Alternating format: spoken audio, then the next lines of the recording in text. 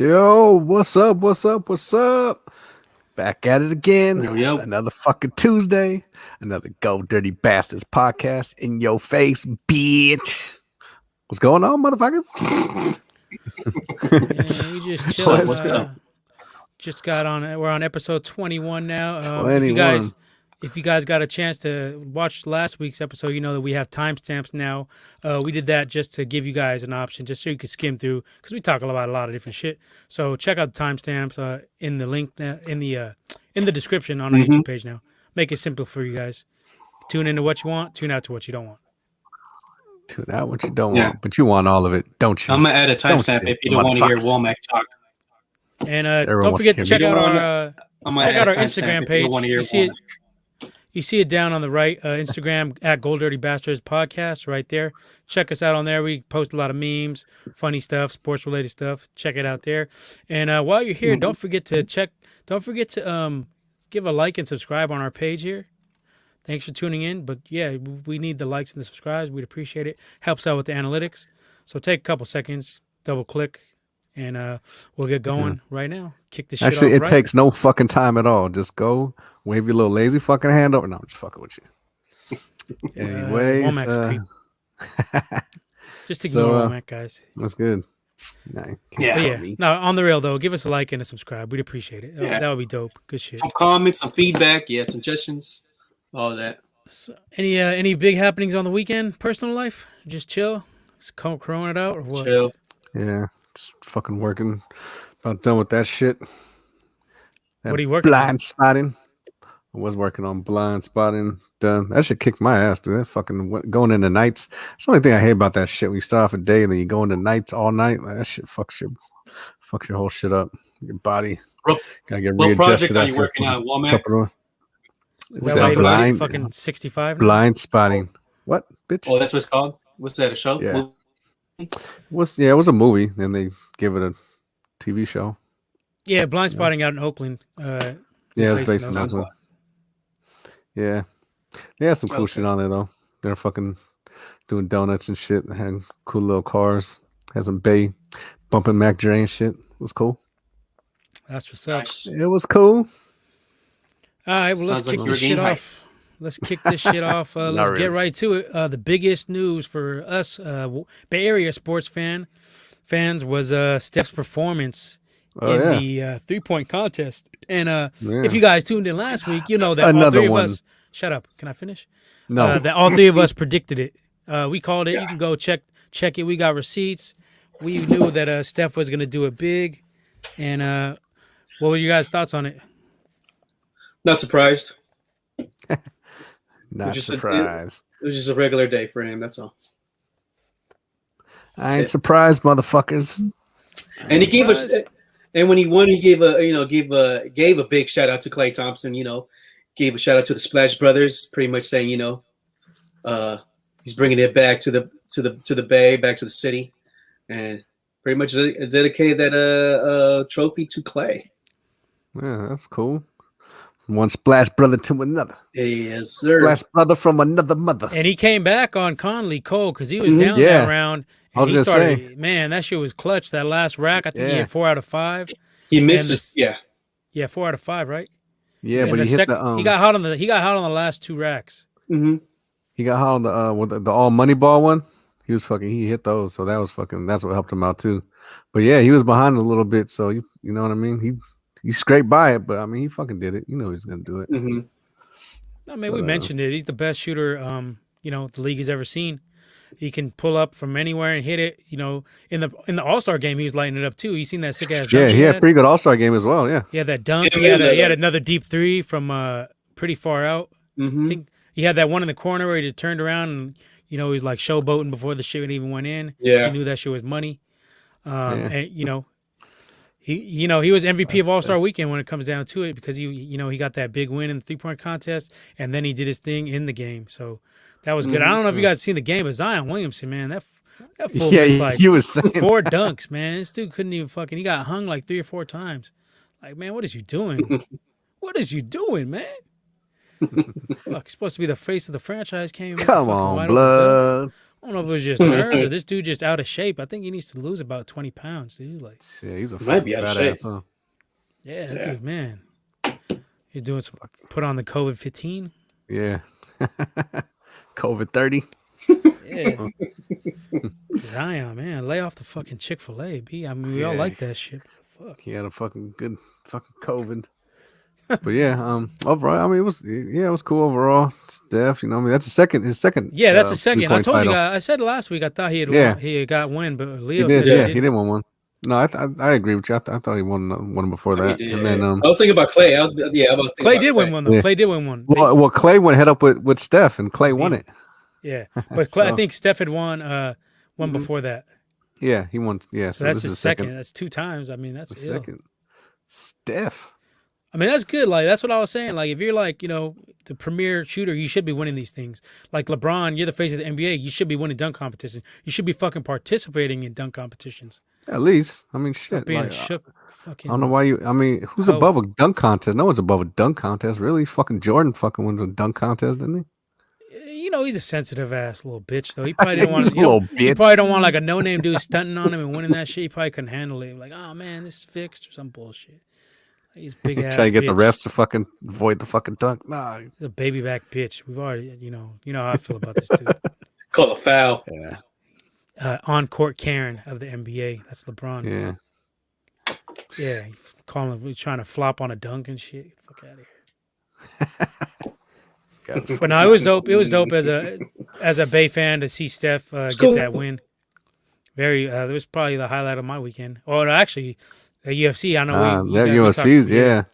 The UFC was pretty good, pretty solid. You can touch on that if you want a little bit later. Touch on that. We'll touch on that on the Deadly Combination coming up this week, later in this But that week. was a surprise.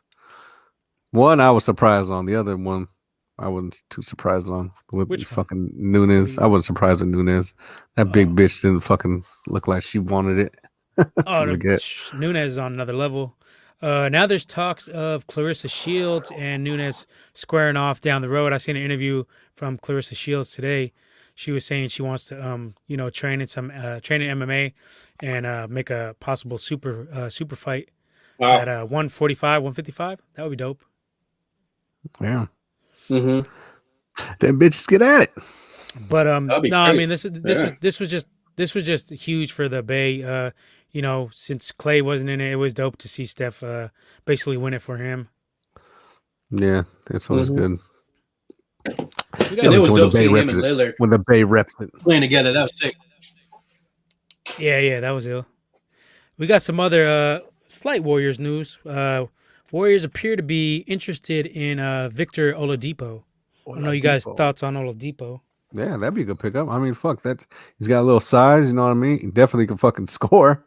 You know, he ain't got a problem with that. He would instantly upgrade the offensive firepower that we got because for some reason we still lacking in that, even though we got good players, but they ain't fucking hitting the shit that they need to hit, you know.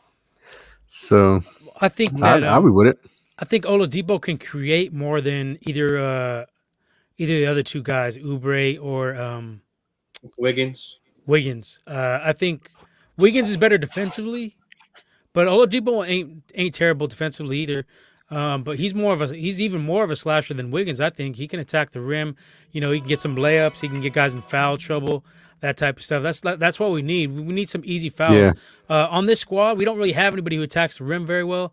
Oubre does occasionally, but he's a little bit too inconsistent for my liking. You get cases where he just disappears for a night.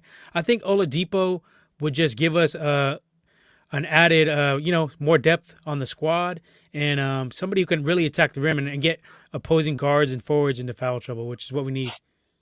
Yeah, he'd probably take us over that little hump too. You know what I mean? Like he's a decent scorer. Well, you know what I mean? Good scorer actually, fucking better than decent. And that's what we need because there'll be times that we shooting ourselves in the foot, especially when we're trying to come back. We're trying to hold leads that fucking a lot of our shots don't be fucking falling because we either take stupid shots or there's just the accuracy is just off. So yeah, dude, I'll be with it if we can fucking get him. Fuck yeah. Yeah, I know there's some injury concerns with him because he's had some major injuries, but I kind of feel like at this point, yeah, we need somebody who can attack, and I think he's the best option for what we're willing to give up. I think he's probably the best option that we're looking at, and I don't think we'd have to give up too much to the Rockets for him. I don't think they're really looking for that much, so I think we can get away with getting him, at a bargain basement deal, pretty much, which is good for us. Shit, I'll be with it. Yeah. I mean, would you give up? Would you give up like a Oubre for him, straight up, and maybe I'd rather give up. I'd rather give up Wiggins. Really? No, I don't think so. I think Wiggins plays better defense than Oubre. I know. I would say Oubre. Oubre had a pretty good fucking month last month. You know what I mean? So he was averaging a lot more than fucking what he did. I'm talking about defensively, though. Oh, well. I think Wiggins is a better defender than Oubre. He's more versatile. He can guard like 2 through 4, basically. Whereas Oubre can mainly guard guards, maybe a small forward. I think Wiggins, you could put him on pretty much the best team's player. And I mean, he's not gonna be locked down, but he's gonna be pretty damn solid. He's gonna cause some frustration. We had him on, I think, LeBron a couple times, and he played him pretty well. Yeah, I mean, Wiggins, he stepped up for sure defensively this year. I think that was a goal of his anyway, though. He wanted to fucking show that he fucking got some locks. Got a little bit of locks, and he does. I mean, ideally, it would be nice to not have to give up either Oubre or Wiggins, and maybe give up like our pick, a bench player and a pick, maybe our pick. I don't know who on the bench Rockets would have any interest in. I don't think that would happen. Was that Damian Lee? I mean, I could see let's say if they do try to get Oladipo, you could throw in PJ Tucker, throw in Wiggins, and the Minnesota pick, because you do need help in rebounding as well. I like PJ Tucker. I think he would be a good addition as well. So if we could make some deal for them too, yeah, I'd give up Wiggins, but I'd probably give up. I'd be more inclined to give up Oubre and our pick, and maybe throw in Looney or something like that. I think you might be able to get those 2 players for those 3, and maybe throw in Jordan Poole, something like that. But we definitely need help. We need somebody who can score. We need somebody who can. Helps Steph carry the load, because when it's all on his shoulders. Yeah, he can't, Yeah, he's going to get worn out. He's going to get tired. Yeah. He's playing at an MVP pace right now, but we don't necessarily want him to having to do all that much, because it's a long season. Even though it's shortened down a little bit, you're still looking at 70, 70 games? Yeah, 72, right? 72? Something I think it's only get down by 10 games. We're already at the halfway point, so now is like the time to start taking where I personally start taking the NBA more seriously. I haven't been watching as much as I normally do, but now that we're after the All-Star break, I usually that's when I watch it too. Yeah, after All-Star. No, football's gone. It's so interesting. Yeah, and they start playing hard. No more of this exhibition bullshit. Start getting down to the nitty-gritty, harder fouls, intensity levels up. So it's gonna be interesting to see what we do down the stretch. I think for me, Oladipo makes the most sense, because like I said earlier, I don't think you're gonna have to give up that much to get him. So for me, I think it would be the best choice for us, and he provides the skill set that we don't really have. Like I said, Wiggins and Oubre are both kind of like hit or miss on any given night. I think Oladipo brings it a lot more than those 2 guys. Yeah, and he gives a little bit of size too. He brings a lot more size as well. Physicality, yeah, also, more physical. That too, but he's just taller though. I mean, he's taller. Was he like fucking 6'8" or some shit like that? 6'9"? Not sure. What is he averaging this year, points wise? Has he been playing that much? Oladipo? Has he been? I know. Based off last year, though, based on his past, I think he's the best one out there, because there's guys like Levine, but you're gonna have to give up the farm to get him. We're not in the position where we need to give up that much, because like Womack had said, I think a couple weeks ago, worst case scenario, it ends up being a throwaway season, but we still got Clay coming back. Worst case scenario, we get a higher pick and we still have Clay coming back. Oh, so he's only 6'4"? Fuck, I thought I saw on that. Yeah, he's only 6'4". But he's physical. Though. He's like he could push some fools around. He ain't scared to go down. He'll go in the paint, get some layups, get some fouls. Like I said, he can drive. Whereas Wiggins and Oubre, they can, but now I think Oladipo's definitely more of a threat to attack and get guys in foul trouble. And he's still young too. He's only 28, so you know what I mean. But he's had some injuries. He's had some injuries the last couple seasons. But in the NBA, it looks like guys are going to be playing into their 40s now because it's a lot less physical. You get more time off, less games. Even in playoffs, you get more time in between games. It's not like back in the day where you're playing like every other night and then traveling. You get one night off for travel. Now you're playing every 2 or 3 nights. Mm-hmm. So. Yeah, well, he's averaging 20. 20 points. What about assists and rebounds? About 4.5 assists a game. Fucking getting about 5 boards a game. So yeah, that's just enough to take enough of the load off of Steph. Yeah, exactly. Yeah. And we wouldn't have to play him that many minutes. Ideally, we could we wouldn't have to play him. What is he playing as far as minutes wise right now? About 30? Does he have anything on that? Let me see. I'm guessing just probably like 25 to 30. He's averaging probably like 37, 36. Yeah, 37 minutes probably. So for us, it would be ideal to 36. Have him probably about 30 minutes because cut down on his injury risk. Keep him fresh. I think if we were to keep Oubre, that would definitely be possible. Because he plays, he's playing guard, right? Shooting guard, right? I think he's shooting. Yeah, he plays guard forward. He's a slasher, somewhat. Yeah, he can do both. Yeah. So ideally, it would be nice to keep those 2 guys, but I mean, realistically, I don't think we're going to be able to. So we're going to have to either give up Wiggins or Oubre. But if we could, man, that would be nice. We'd have some depth for the first time this year. We really don't have much depth on the squad, especially at power forward and center. We're really thin, paper thin there. Yeah, for sure. It'll be dope to get PJ Tucker in that, like Leo said. I think that's fucking. Yeah, he's a good shooter too. He fucking, when he was with the Rockets, we were fucking. He kept them in the fucking game a little bit. He's hitting some clutch threes and shit. Yeah, he's good in the corner. He perfect in the corner. Kickouts from Steph or Oladipo driving in and kicking it out. I think that's optimal for him. And he pretty clutch, like you said. He'll nail that shit. Yeah. Mm-hmm. So I remember him just giving us fucking fits a little bit, even though we whooped their ass. Like they made the game. Hey, he really fucked up the Rockets though. we destroyed that. Yeah. Harden had to leave. Like, Jesus Christ, I can't even fuck with y'all no more. Like, damn. With no KD too. A lot of that is the GM. A lot of that is the GM and coach though. Like they didn't have a defensive philosophy at all. They just thought like you could win, chucking threes up all night long, but you got to get stops. I mean, Warriors when we were on our championship runs, we had good defense, especially the early teams. The 2015 squad, we had a pretty good defense then. It fell off a little bit here and there once we got KD. And now we're definitely a shell of what we were defensively, but we're still able to play a little bit of defense now. Yeah, we got to rebound. Give up a lot of points, though. We do need another defender. Clay, we're missing Clay. I mean, he was the one responsible for the opposing team's best player, whether it be a shooting guard or power forward, shooting guard or small forward. Saying we top 3, fucking Clay was here. Clay was playing. We fucking top 3 for sure. I don't think there's any doubt in my mind. We'd be top 3 teams in the whole league, not just in the fucking West. Any other names you're hearing other than Oladipo? That's the only one, really. And they're even saying that, it's maybe not likely, but who knows? I mean, I'm hearing like fan interest in Levine. Who is the other one?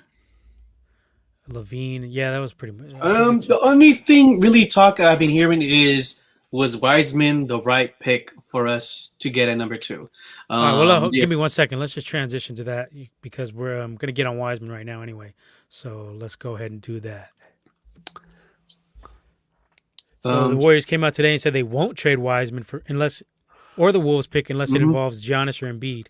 But go ahead and talk about what you were saying about the questions of Wiseman being the right pick for us. Yeah, with LaMelo Ball, just having I think like the last month, pretty much. I think he was starting. He was at the bench. Now he's starting. You started to see that he's starting to become a caliber player. Now with another thing, supposedly I heard it on the podcast of Jalen Rose podcast saying that supposedly the Warriors had told LaMelo that they were going to pick him. But I don't know if that had to do with the injury to Clay. So now with Steph having no help at all, a lot of fans are saying was Wiseman the right pick? So we should have picked we should have picked LaMelo. So I mean, as far as that goes, like you tell these guys whatever you want. It's mind games. Draft, NFL draft, NBA draft. You don't want to tip your cap. You don't want to show your hand to anybody. So you're gonna tell these guys whatever they want to hear. But I got no problem with that. But there is a video of LaMelo with the number 2. The Warriors had the second pick, and he was saying something about Dub. So that video just kind of surfaced recently. So supposedly, and LaMelo kind of leaked. Yeah, kind of leaked. And Jillian said, like, don't be surprised if that story comes out really soon. So, but remember, Clay got hurt a couple hours before the draft. So yeah. And that's the thing. And I mean, if you think that shit didn't play a fucking role in their pick, oh yeah, it did. Crazy. Sure. I think that played. It wasn't like it was Wiseman all. I think they pivoted fucking last second when that shit happened. Honestly, I don't think so. I think they were always going to take Wiseman because it would make more sense to go with LaMelo if it was a reaction to Clay. They would want to get a guard. They wouldn't go for a big man. Yeah, but unless you just wanted that, just some more offense on your whole fucking shit. If you had fucking LaMelo and Clay and Steph, you know what I mean, to go along with, whatever. Like, I'm telling you, that'd have been a lot of shit that people had to fucking defend.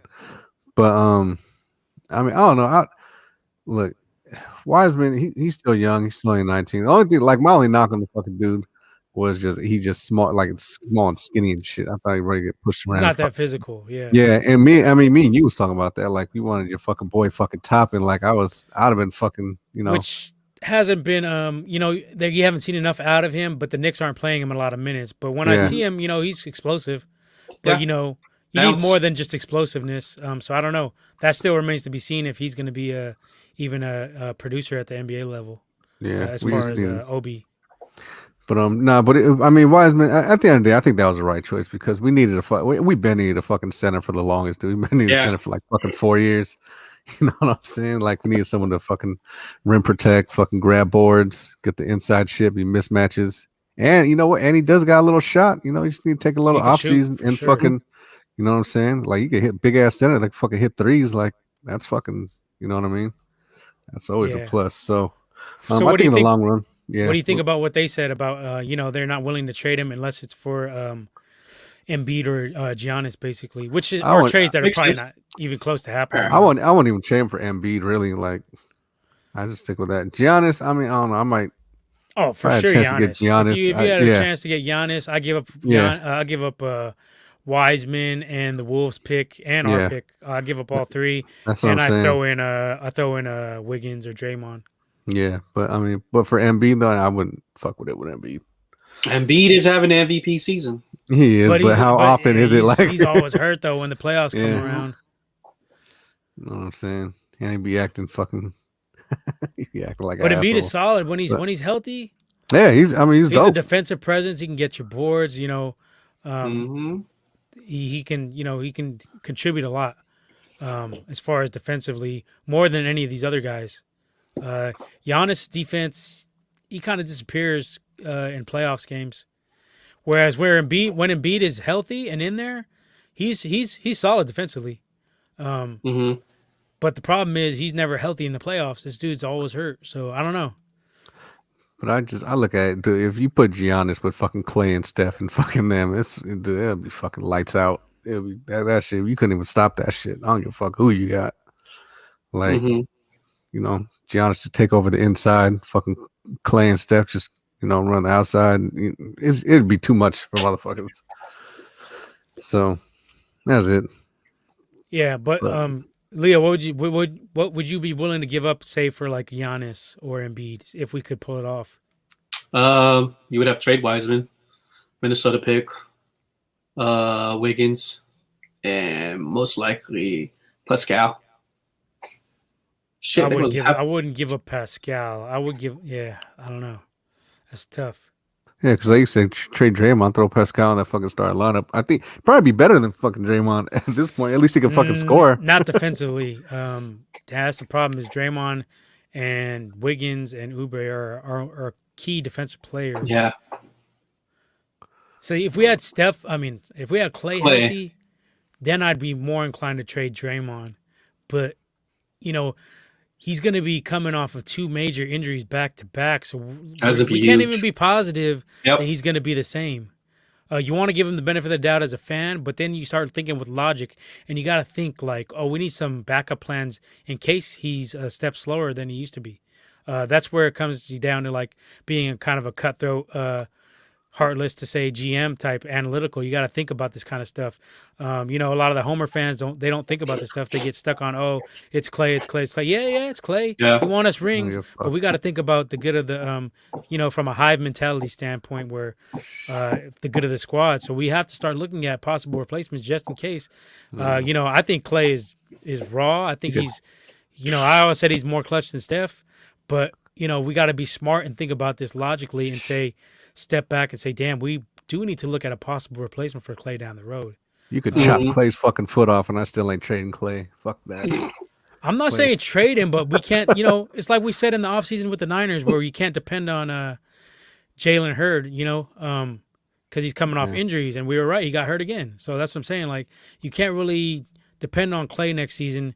We're all assuming that he's going to come back fine, but he's coming off an Achilles and an ACL. So, and he's up there in age. He's not that spring chicken no more. He's what is he, 32?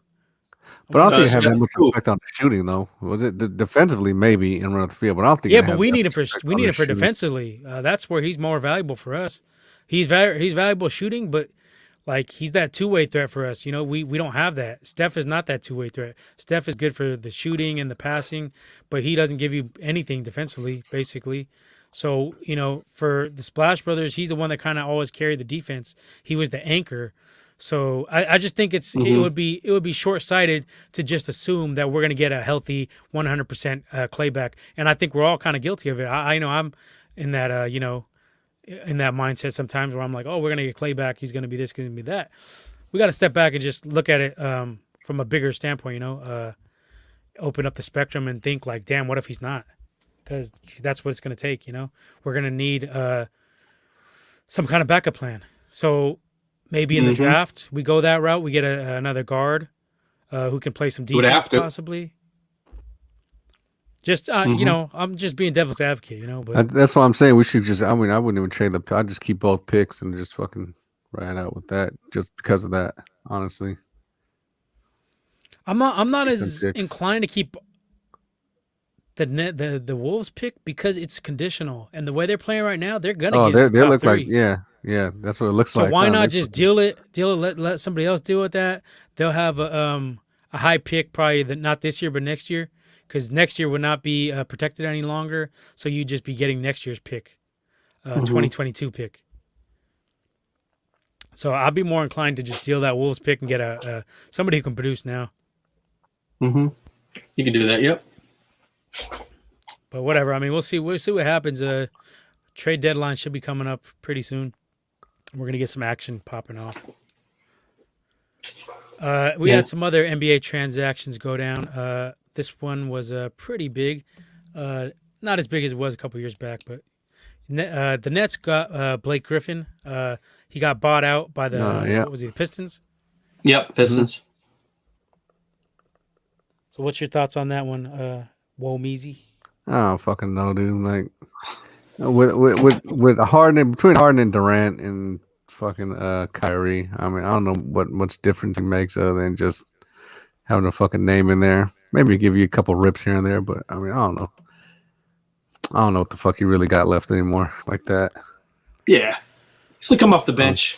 It's not going to, it's going to give, the Nets need depth in their lineup, in their bench. So I think Blake is it's averaging like 12 points, some of that. He's not the Blake Griffin from the earlier years when we used to battle them and with the playoffs with the Warriors. I mean, it's going to be decent though. Yeah, it's a decent role player pickup type, and the Nets don't need him to be starting and scoring 20 a night. They just need 10 and 4 rebounds, maybe a block. That's all they really need. They just need him to come in and be a role player. That's what you're going to get from Blake Griffin at this point in his career with all the injuries. Yep. He used to dunk over Kias. Now he ain't dunking at all. So, I mean, that's sad to say, but this dude got no more hops left. But he can still play, a little bit of defense. Not much. He can probably get a block for you, a block or two a game. I'll say a block, one block, couple rebounds. 10, 11 points. Give you a little bit of energy off the bench. And I think he shoots a little bit better now. I guess he's kind of been working on that. His outside game has definitely improved from when he came in. Yep. Because, once you lose that physicality, you kind of have to adjust. You've seen it even in the likes of Jordan when his physical attributes started to break down. He adjusted. That's when he really worked on that shot fadeaway, the post moves and all that kind of stuff. So, I think it's a good move for the Nets. You're going to want a lot of weapons when it comes down to facing what we're basically looking at a showdown with LeBron in the finals. More than likely, that's the matchup we're going to get at this point. We'll get to that in a minute. We'll make some halfway season picks for our playoff picks and champion and all that stuff. But for this particular move, I'll give it a solid B. If I was grading it, you're not. I'm sure they're not breaking the bank for him, and they like we already said, they're not like counting on him being this star. We just need Blake, the role player, at this point in his career. Yeah.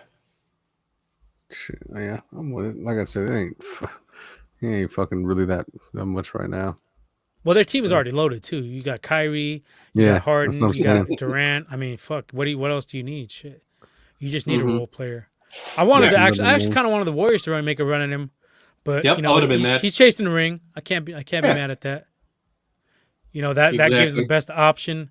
If you had to look at it now, I'm pretty damn sure they're probably the favorite to win it all.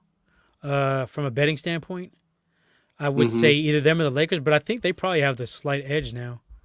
Betting wise, I could look it up if I get a minute. But so the Nets are only a game behind the 76ers.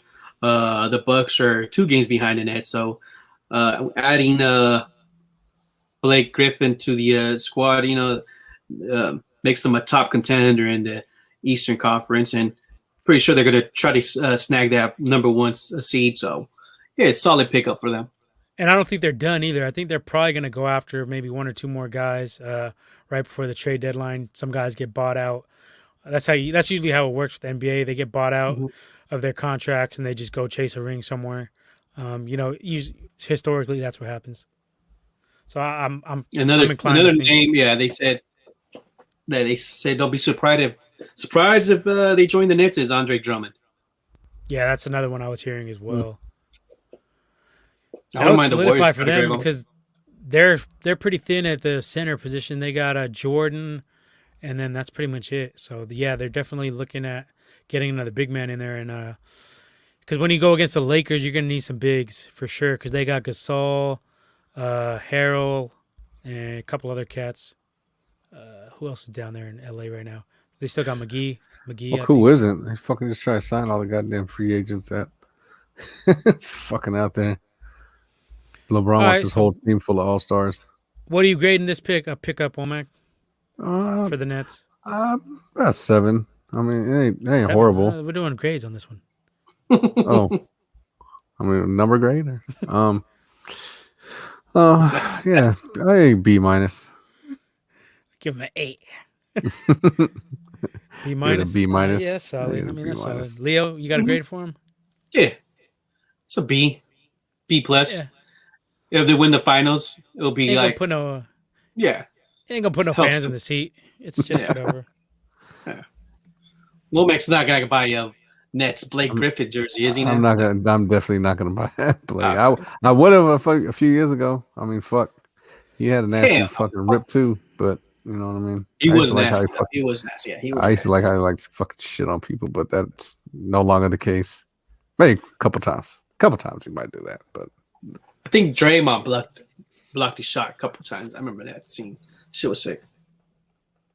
All right, well, let's move on to the next topic here. We're going fast paced tonight. All right, we got let's make our NBA championship picks. I think we made them at the beginning of the season, but we've seen some crazy stuff happening. Some unexpected movements, especially with Harden going to the Nets. That was definitely something to shake up the pot. Yeah, that came out of nowhere. Yeah. So that was huge. Go ahead, Big Leo. Why don't you kick it off with who you got taking the championship, and then I guess let's go with the dark horse in each conference that you could see possibly sneaking in there. Yeah. So I took the Nets to take the to win the finals. I think I had Nets, Lakers, but my I don't know. I would consider my dark horse team. I mean, I guess the Bucks, but they're 3 seeded. So currently, other than that, that's it really. Yeah, East ain't got too much. Yeah. The Knicks, I think the Knicks might make some noise, but pretty. Other than that, that's it. Yeah, they've been a surprise. Yeah, and they're not even, like we said earlier, they're not even starting Obi. They're just kind of bringing him in slow, which is kind of smart. It's a rarity that the Knicks make a kind of smart move. They've been historically fucking idiots.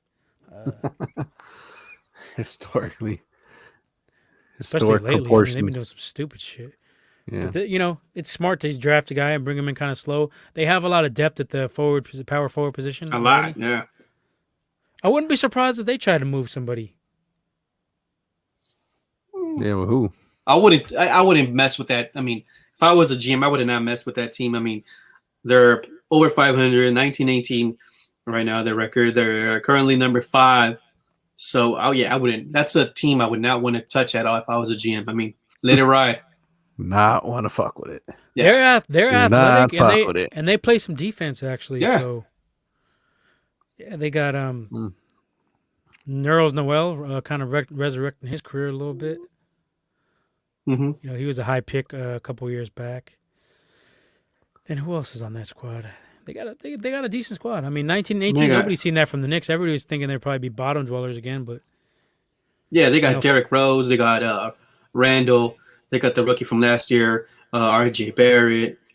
RJ's nasty. They got Reggie Bullock. Mm-hmm. So yeah, they got a nice Austin Rivers in the bench, and they got your boy the Warriors Obi to get Austin Rivers. I wanted Dubs to get Austin Rivers too in the offseason. And I wanted the Warriors. I remember we had conversations in group chat a couple years back. I wanted Warriors to trade their pick and Draymond and try to get RJ Barrett, but that never went through. That happened. When everybody was saying I was crazy for trading Draymond, now you hear a lot of people talking that shit. That's how it goes with me, though. 2 years later, everybody says what I've been said. You know it's true. You know this to be true. Yeah. So yeah, that's my. Well, Miami's creeping back in. Miami's creeping back into 18-18. I'm surprised. I think I have Miami too, fucking going in there, but I'm surprised they fucking even as far back as they are. I thought they'd be a little higher by this time. And they had that dude yesterday getting caught up saying the racist shit about Jewish people. Yeah, Myers Leonard. Yeah. No, you can't talk about them. You can't talk about them, folks.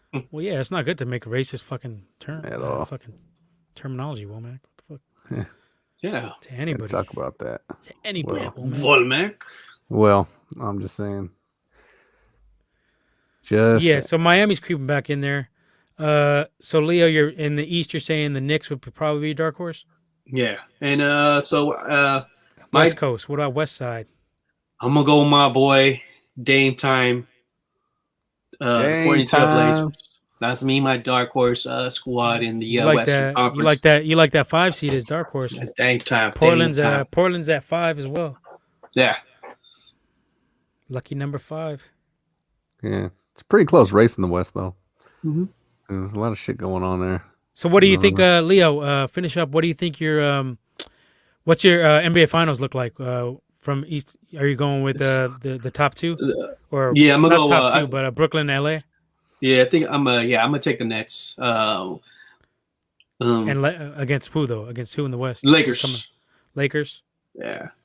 I can't knock that. I mean, that's the popular consensus right now. I don't know. Womack, okay, it's your turn. I don't know. Let's see what you have to say. You know you can't what? shut the fuck up when other people talking. But don't, and also, I can't leave my squad Warriors out. So I like to see them make some noise, but I think we're at 9th. We're at 9th as currently at number 9. Yeah. So. Yeah, we're right outside of it, but I mean, we're like 2 games behind. Fucking, we ain't that far out of it. But. So that's your other dark horse is the Warriors. Yeah.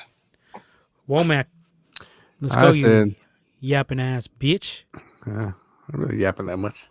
Now it's your time. Now. The Pacers. He likes to talk when everybody else is talking. But I thought that fucking I was way off when I said that fucking Warriors gonna get 4 though. Jesus Christ. Still, I mean, smoking some fucking dope. We told you. If you listen to GDB, if you listen to your own GDB co-hosts, we always point you in the right direction. I said we'd be about 4 to 6. I had them at 6. We said 6 was the ceiling. Me and Leo said that. I said more like 8. Yeah, if I'm not mistaken. I just thought we'd be better. Actually, you know why though? I thought Wiseman would probably be a bigger contribution.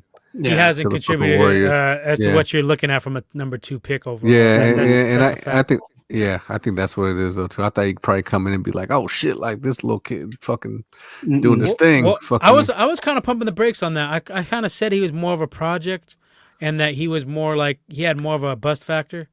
But I don't think I'm not saying he's gonna be a bust. I don't think that at all. But the learning curve is gonna be a little bit longer for him. When it comes out to players like Wiseman, your 7-footers, I mean, shit, he only played 3 games in college. He's more of a project. Yes, he's raw project. You'll see Wiseman definitely showing more contribution, giving more contribution to the Warriors year 2 or 3. Well, that's what we hope. We don't know that to be true though. Yeah. Hoping for the best. Hope he. Yep. I mean, we've seen flashes. It's just we need to see the consistency. We need to see more physicality. Some of the other guys, some of the other centers are kind of punked him around a little bit, I think. And plus, he's not aggressive. He's not very aggressive on the boards. I thought he'd be a better rebounder. But, he's a young kid. Like you said, he didn't play any college. We'll give him the benefit of the doubt. And like you said, we'll see in year 2 and 3 if he steps it up. He's definitely got the highest ceiling out of anybody in the draft that came out. Yeah, I mean, you see flashes of that for sure. Like he shows little moves. Like I said, he's got a nice shot.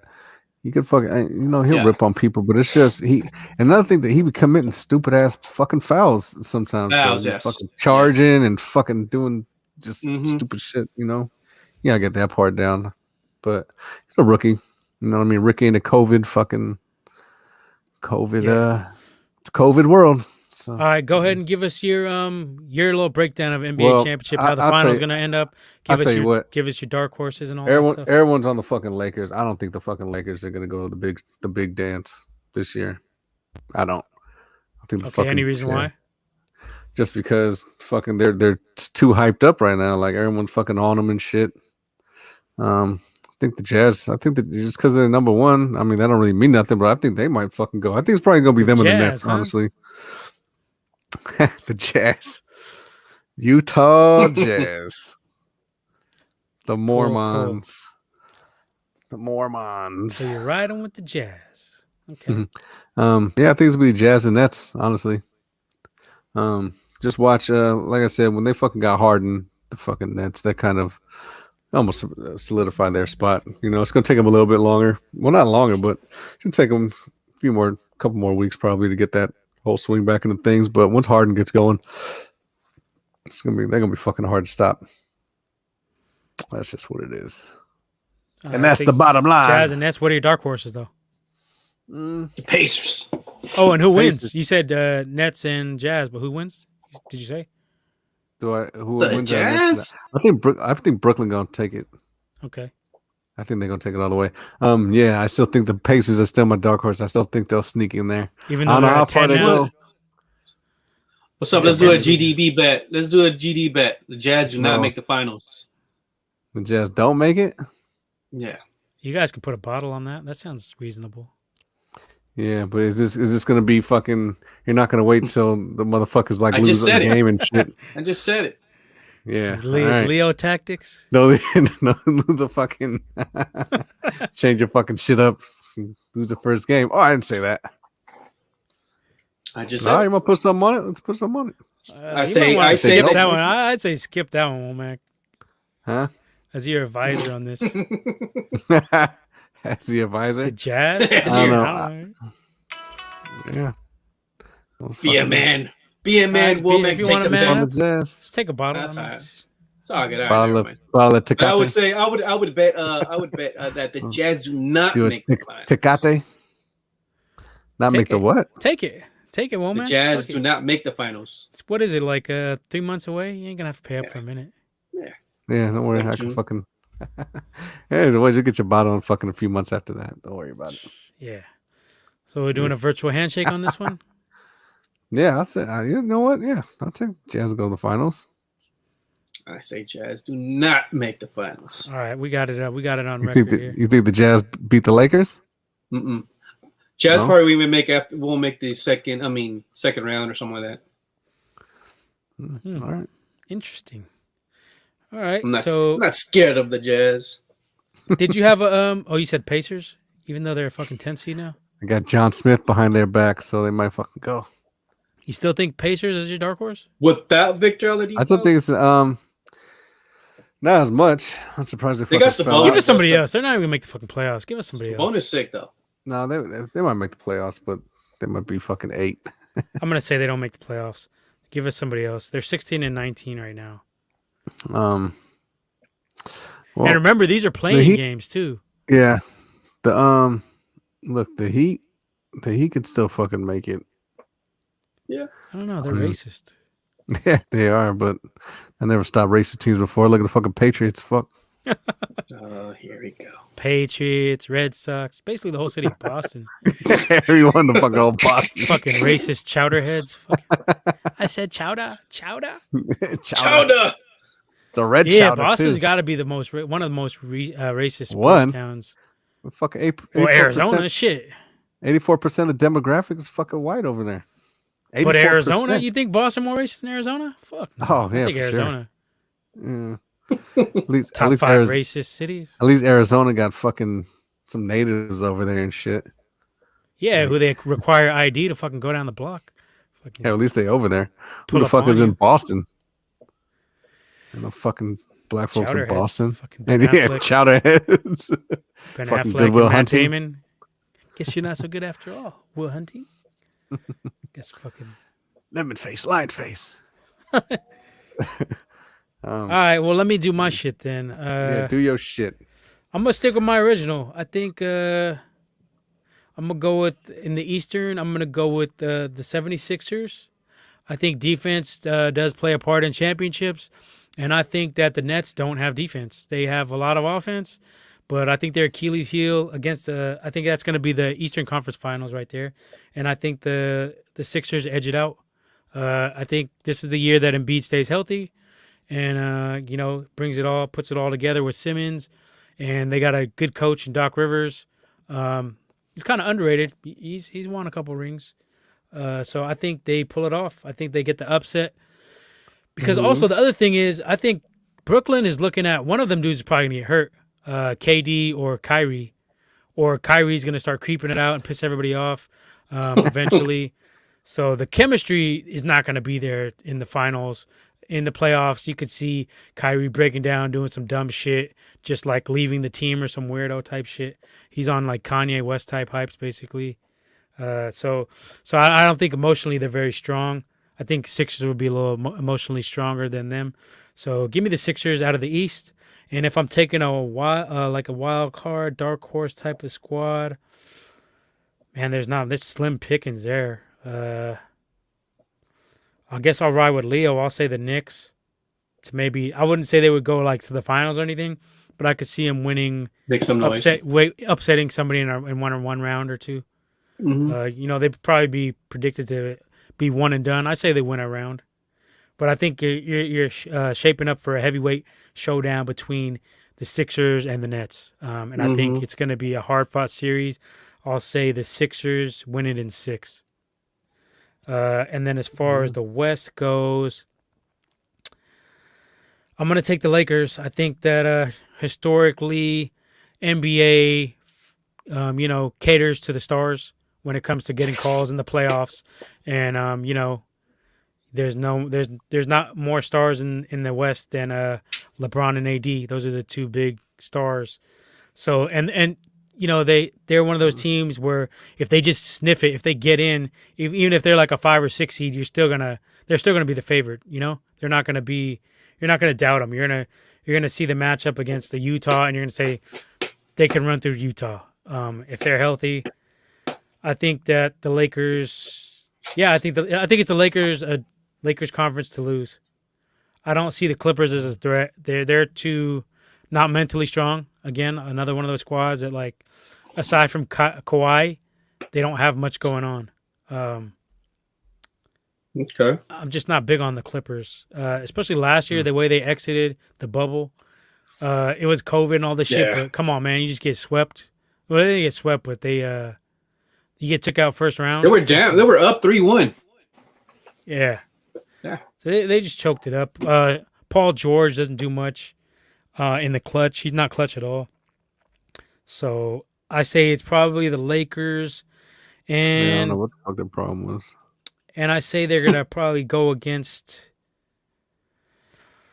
I'm going to go with the little young and up-and-coming squad. I'm going to go with Phoenix. I think Phoenix is going to make some noise in there. Yeah. And I say that that's going to be the Western Conference Finals. And I'll say the Lakers pull through under star power. But I am going to take the East to win it all. I will take the Sixers to upset the Lakers. It would be a big upset, too. Calling my shot. So, and as far as a dark horse in the West, I guess I'll look at Portland. I'll ride with Leo again. Portland and the Warriors. If the Dubs make a move and get in, they could. Yeah. They're that kind of team that could beat anybody, because they don't have any fear. Yeah. They don't have any fear. So you could be the 1 seed, and Warriors in our history, we took out a 1 seed before. So we make a move, but I think it's contingent upon us making a move and getting another scorer to help out Steph. Then I think we could beat anybody. We could lose to anybody, but we could beat anybody. We'd be that team you did not want to face in the fucking playoffs. But it stands right now, I say we get in. I say we end up as the 8 seed. No, I don't think we could beat like a Utah, a Phoenix, or a Lakers in a 7-game series.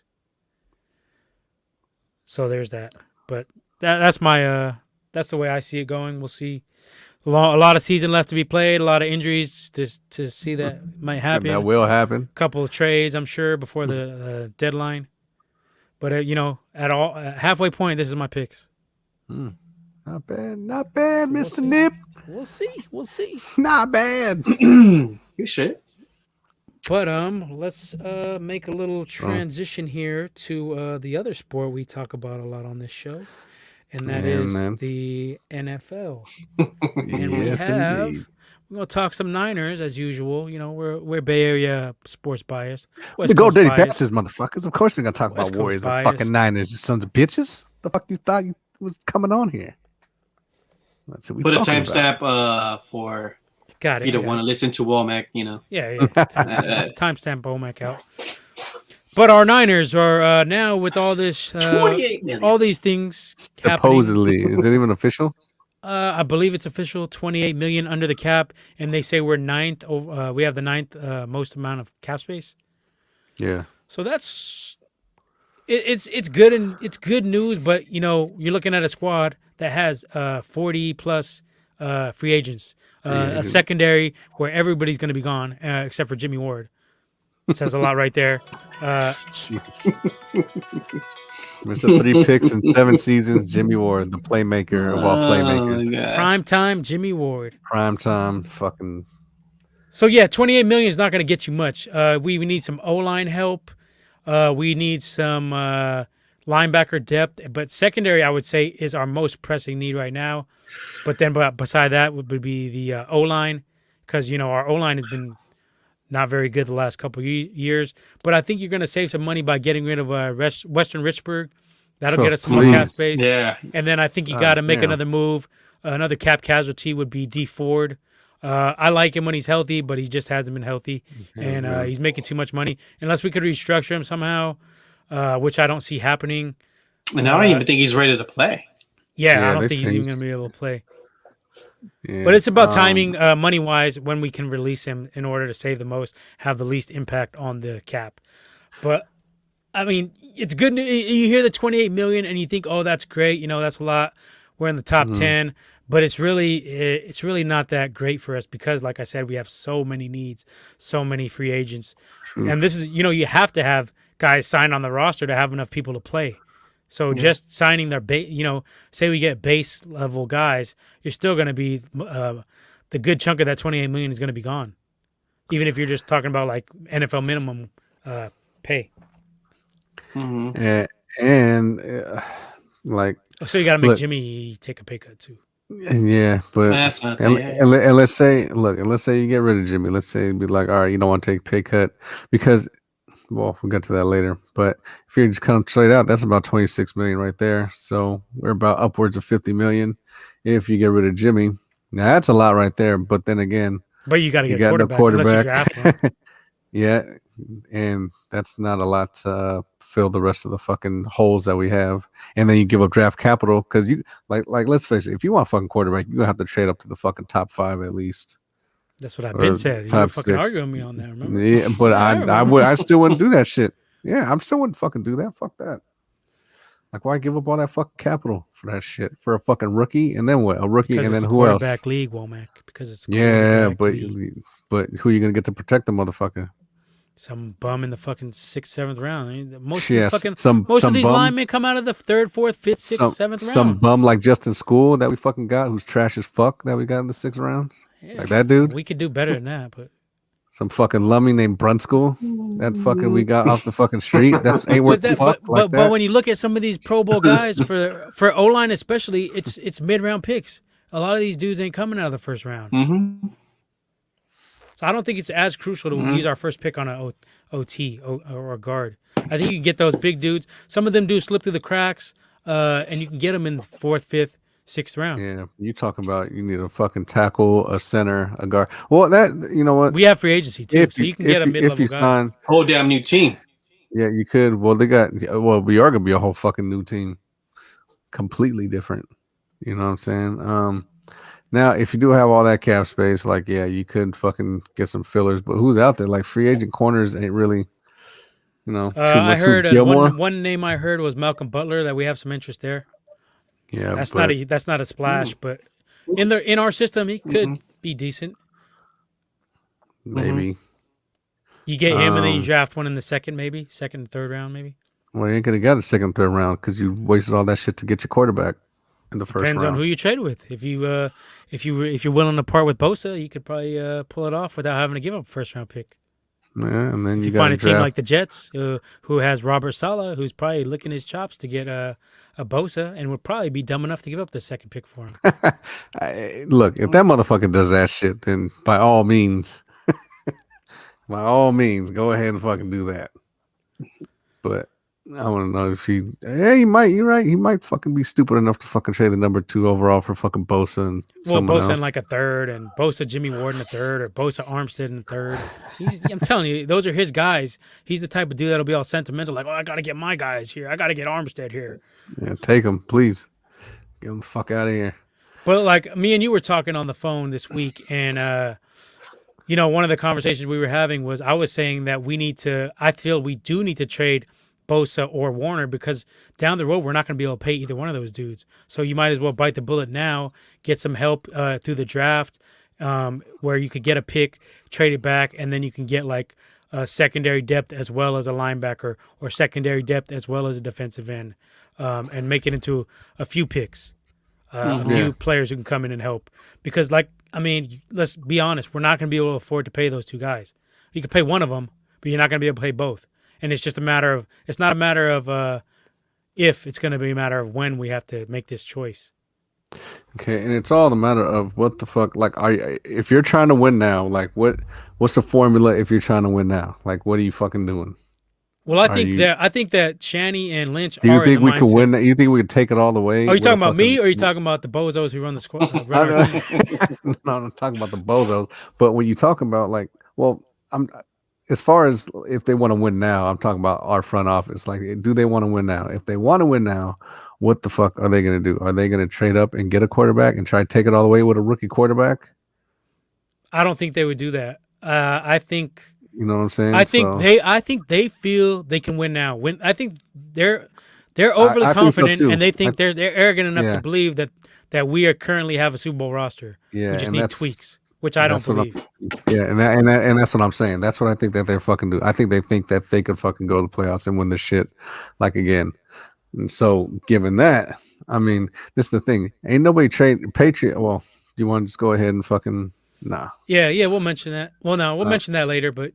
Well, it's an option. Jimmy to the Pats has been mentioned. Let's just talk it now. I'll just delete it off the list. Yeah. So let's and I mean, you can't really talk about our cap situation shit without talking about that, because that's what was brought up yesterday, I believe, or the last couple of days. So Jimmy being traded to the Patriots, there's supposedly their plan A.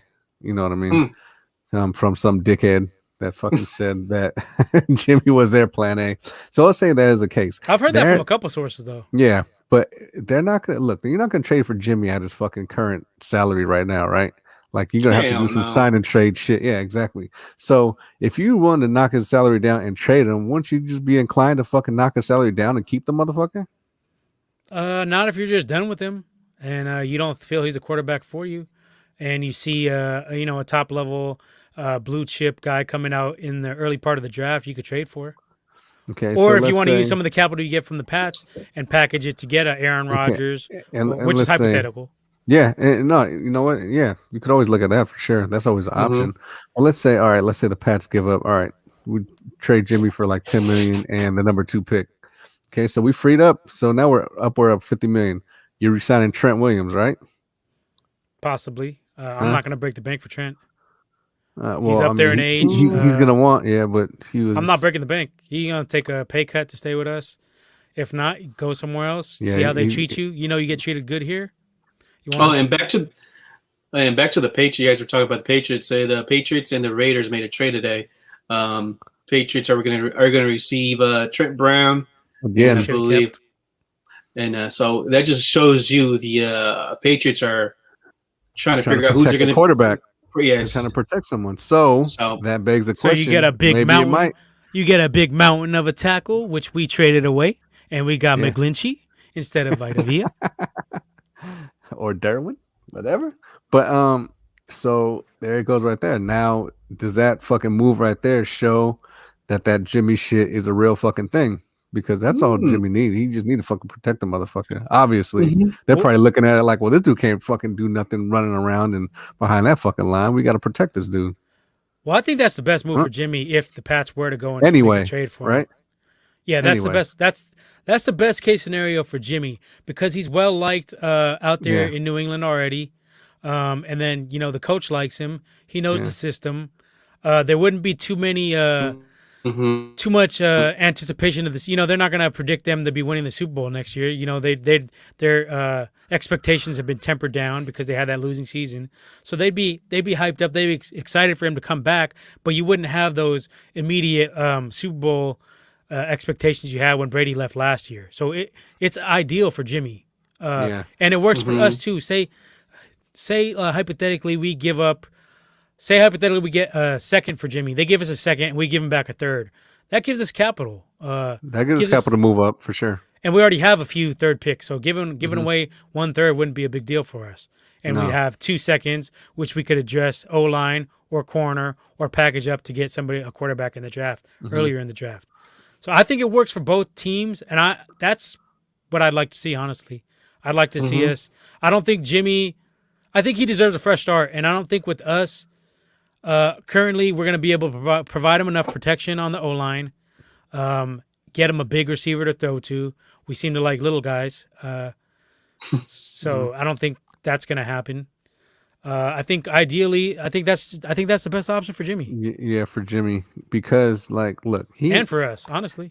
I honestly don't think. Look, I don't think this motherfucker even wants to play for Kyle Shanahan no more. Like, why would you? I wouldn't even want to play for this motherfucker. Like, dude, like you, like you fucking do stupid ass shit in the Super Bowl, and then you want to fucking blame me for missing one throw when you don't want to run the ball. You don't want to do all this fucking shit, and you want to throw me under the bus for like a lot of shit. And then you're pretty much thinking that you could fucking win with anybody, because that's what he's pretty much saying is I could win with anybody. But your fucking record without this motherfucker says otherwise. Mm-hmm. Because you wasn't worth the fuck with with Brian Hoyer, 23-8 with Jimmy, with Dick Mullins, with I think I seen today 23-8 with Jimmy, I believe. Yeah, so obviously you can't win with anyone back there, and that's how arrogant your fucking ass is. Still in denial that you can. So that's the thing. So yeah, if I'm Jimmy, I'd be like, you know what? I don't give a fuck. Like, yeah, it's fucking. I'll sign to $5 million. Fucking trade me over there. Fuck, I don't give a shit. Like so. Yeah, Jimmy's probably not fucking with Shanahan like that. So, so do you see this happening? Do you see Jimmy moving, or do you think it could? Yeah, I mean, they could. What do that. Give us a percentage. Give us a percentage on if Jimmy gets moved to the Pats. I say it's about at this point. I say it's about 50-50. 50-50, eh? Good old 50-50. The good old 50-50. Yeah, I know about that 50-50. But yeah, and that's only because they're just gonna see what they can move him at. Always. They see what they can move him at. You know what I mean? But they know it's an option. You know what I'm saying? Mm-hmm. If these guys are pretty much saying that we will trade for this motherfucker, you know that's already in your back pocket. So you looking, you know, and then once you get that, maybe you get your second round pick, and then with the 28 plus that 20 whatever that you save, now you're fucking at 50 million in cap. So. You could trade up, get your fucking quarterback, whoever it may be. Maybe Zach Wilson, maybe Justin Fields. Trey Lance is fucking trash. I wouldn't even fuck with that dude. But yeah, I haven't seen much of Lance. He's fucking weak. But the one I don't like that they're hyping up, I've seen on the web zone a lot this week was Mond. Kellen Mond, yeah. He looks like a better player. I seen him play in the Senior Bowl. I was not impressed at all. He was the Senior Bowl MVP, but that's really not the same. But yeah, he was. Off what? I don't know. He threw 2 touchdowns, I guess. But to me, he looks like a slightly better version of Cap. To me, that's what he fucking looks like. So I think Cap looked better coming out of college than Mon.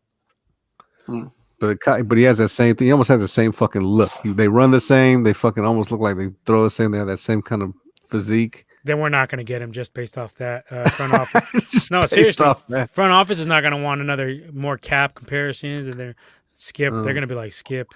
I mean, Mon's mechanics are a little politically correct shit. Yeah, but I mean, I don't know. That's what it looks like to me. He looks like a slightly better version of Cap to me.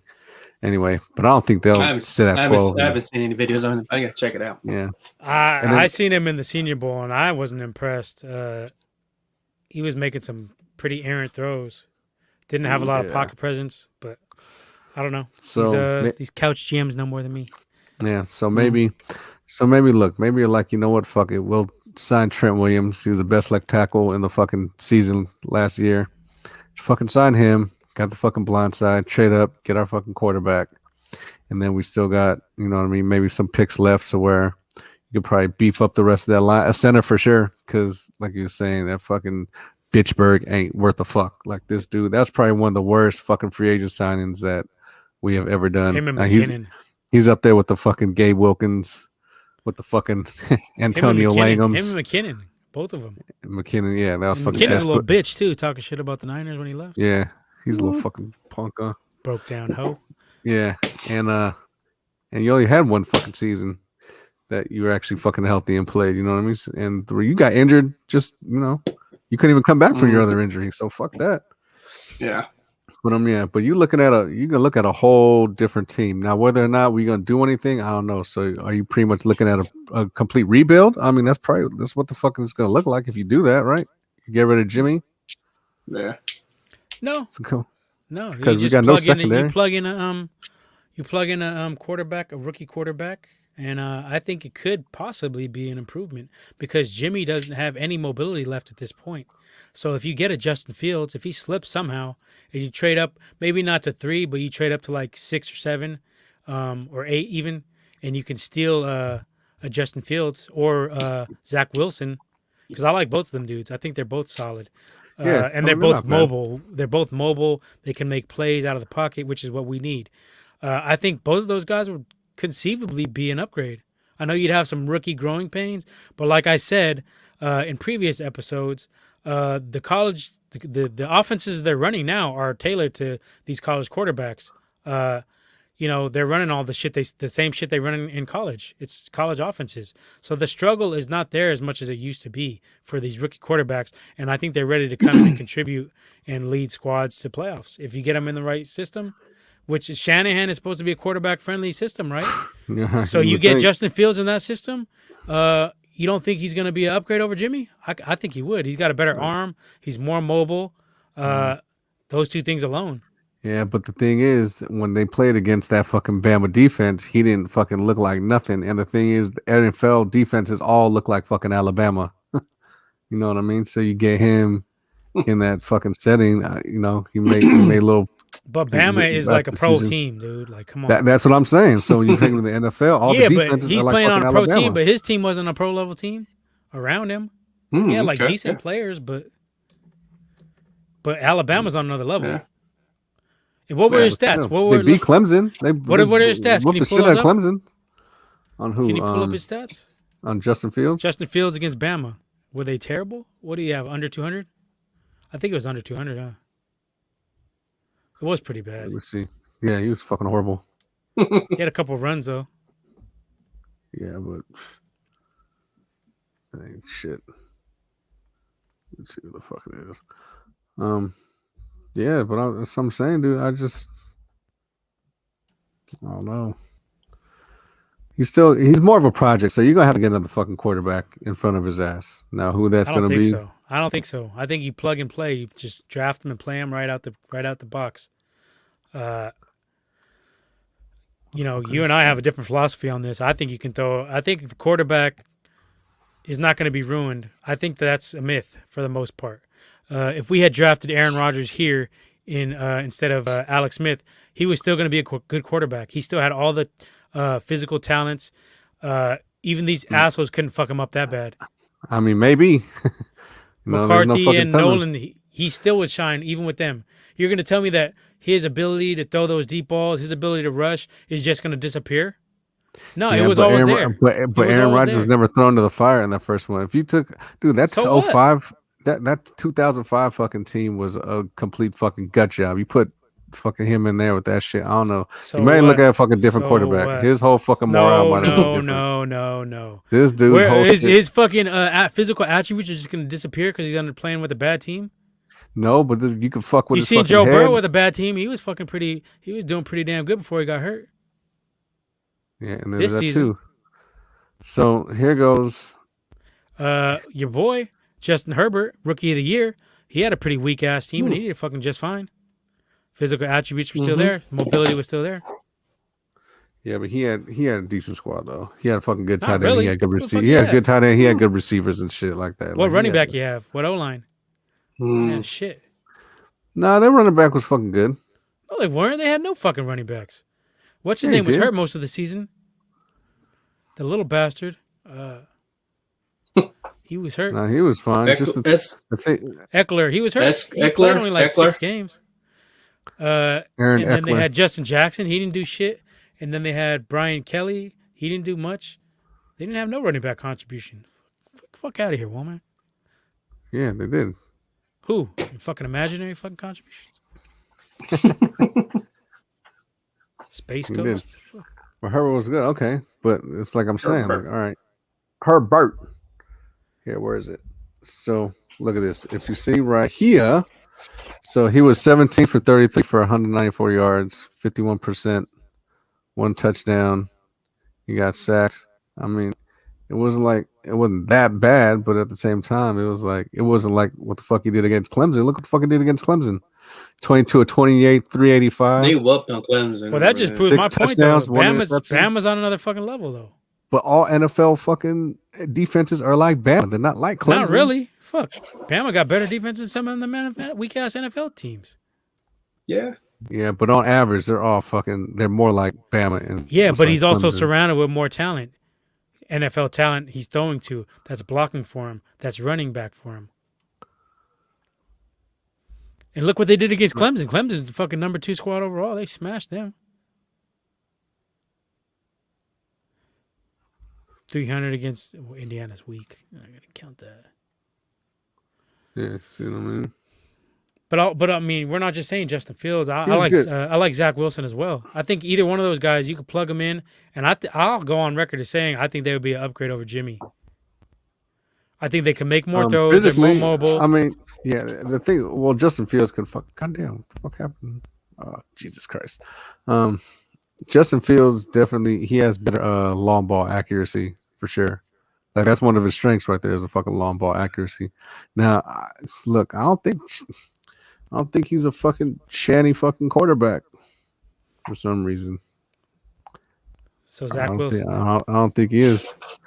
Zach Wilson's probably more of a shanty fucking quarterback, but Zach Wilson's more inclined to go. I think Zach honestly, Wilson's more inclined to go number 2 though. I think fucking your boy is more of a shanty quarterback. Your audio ain't going on with your fucking face. What the fuck is going on? Oh yeah, my shit's yeah.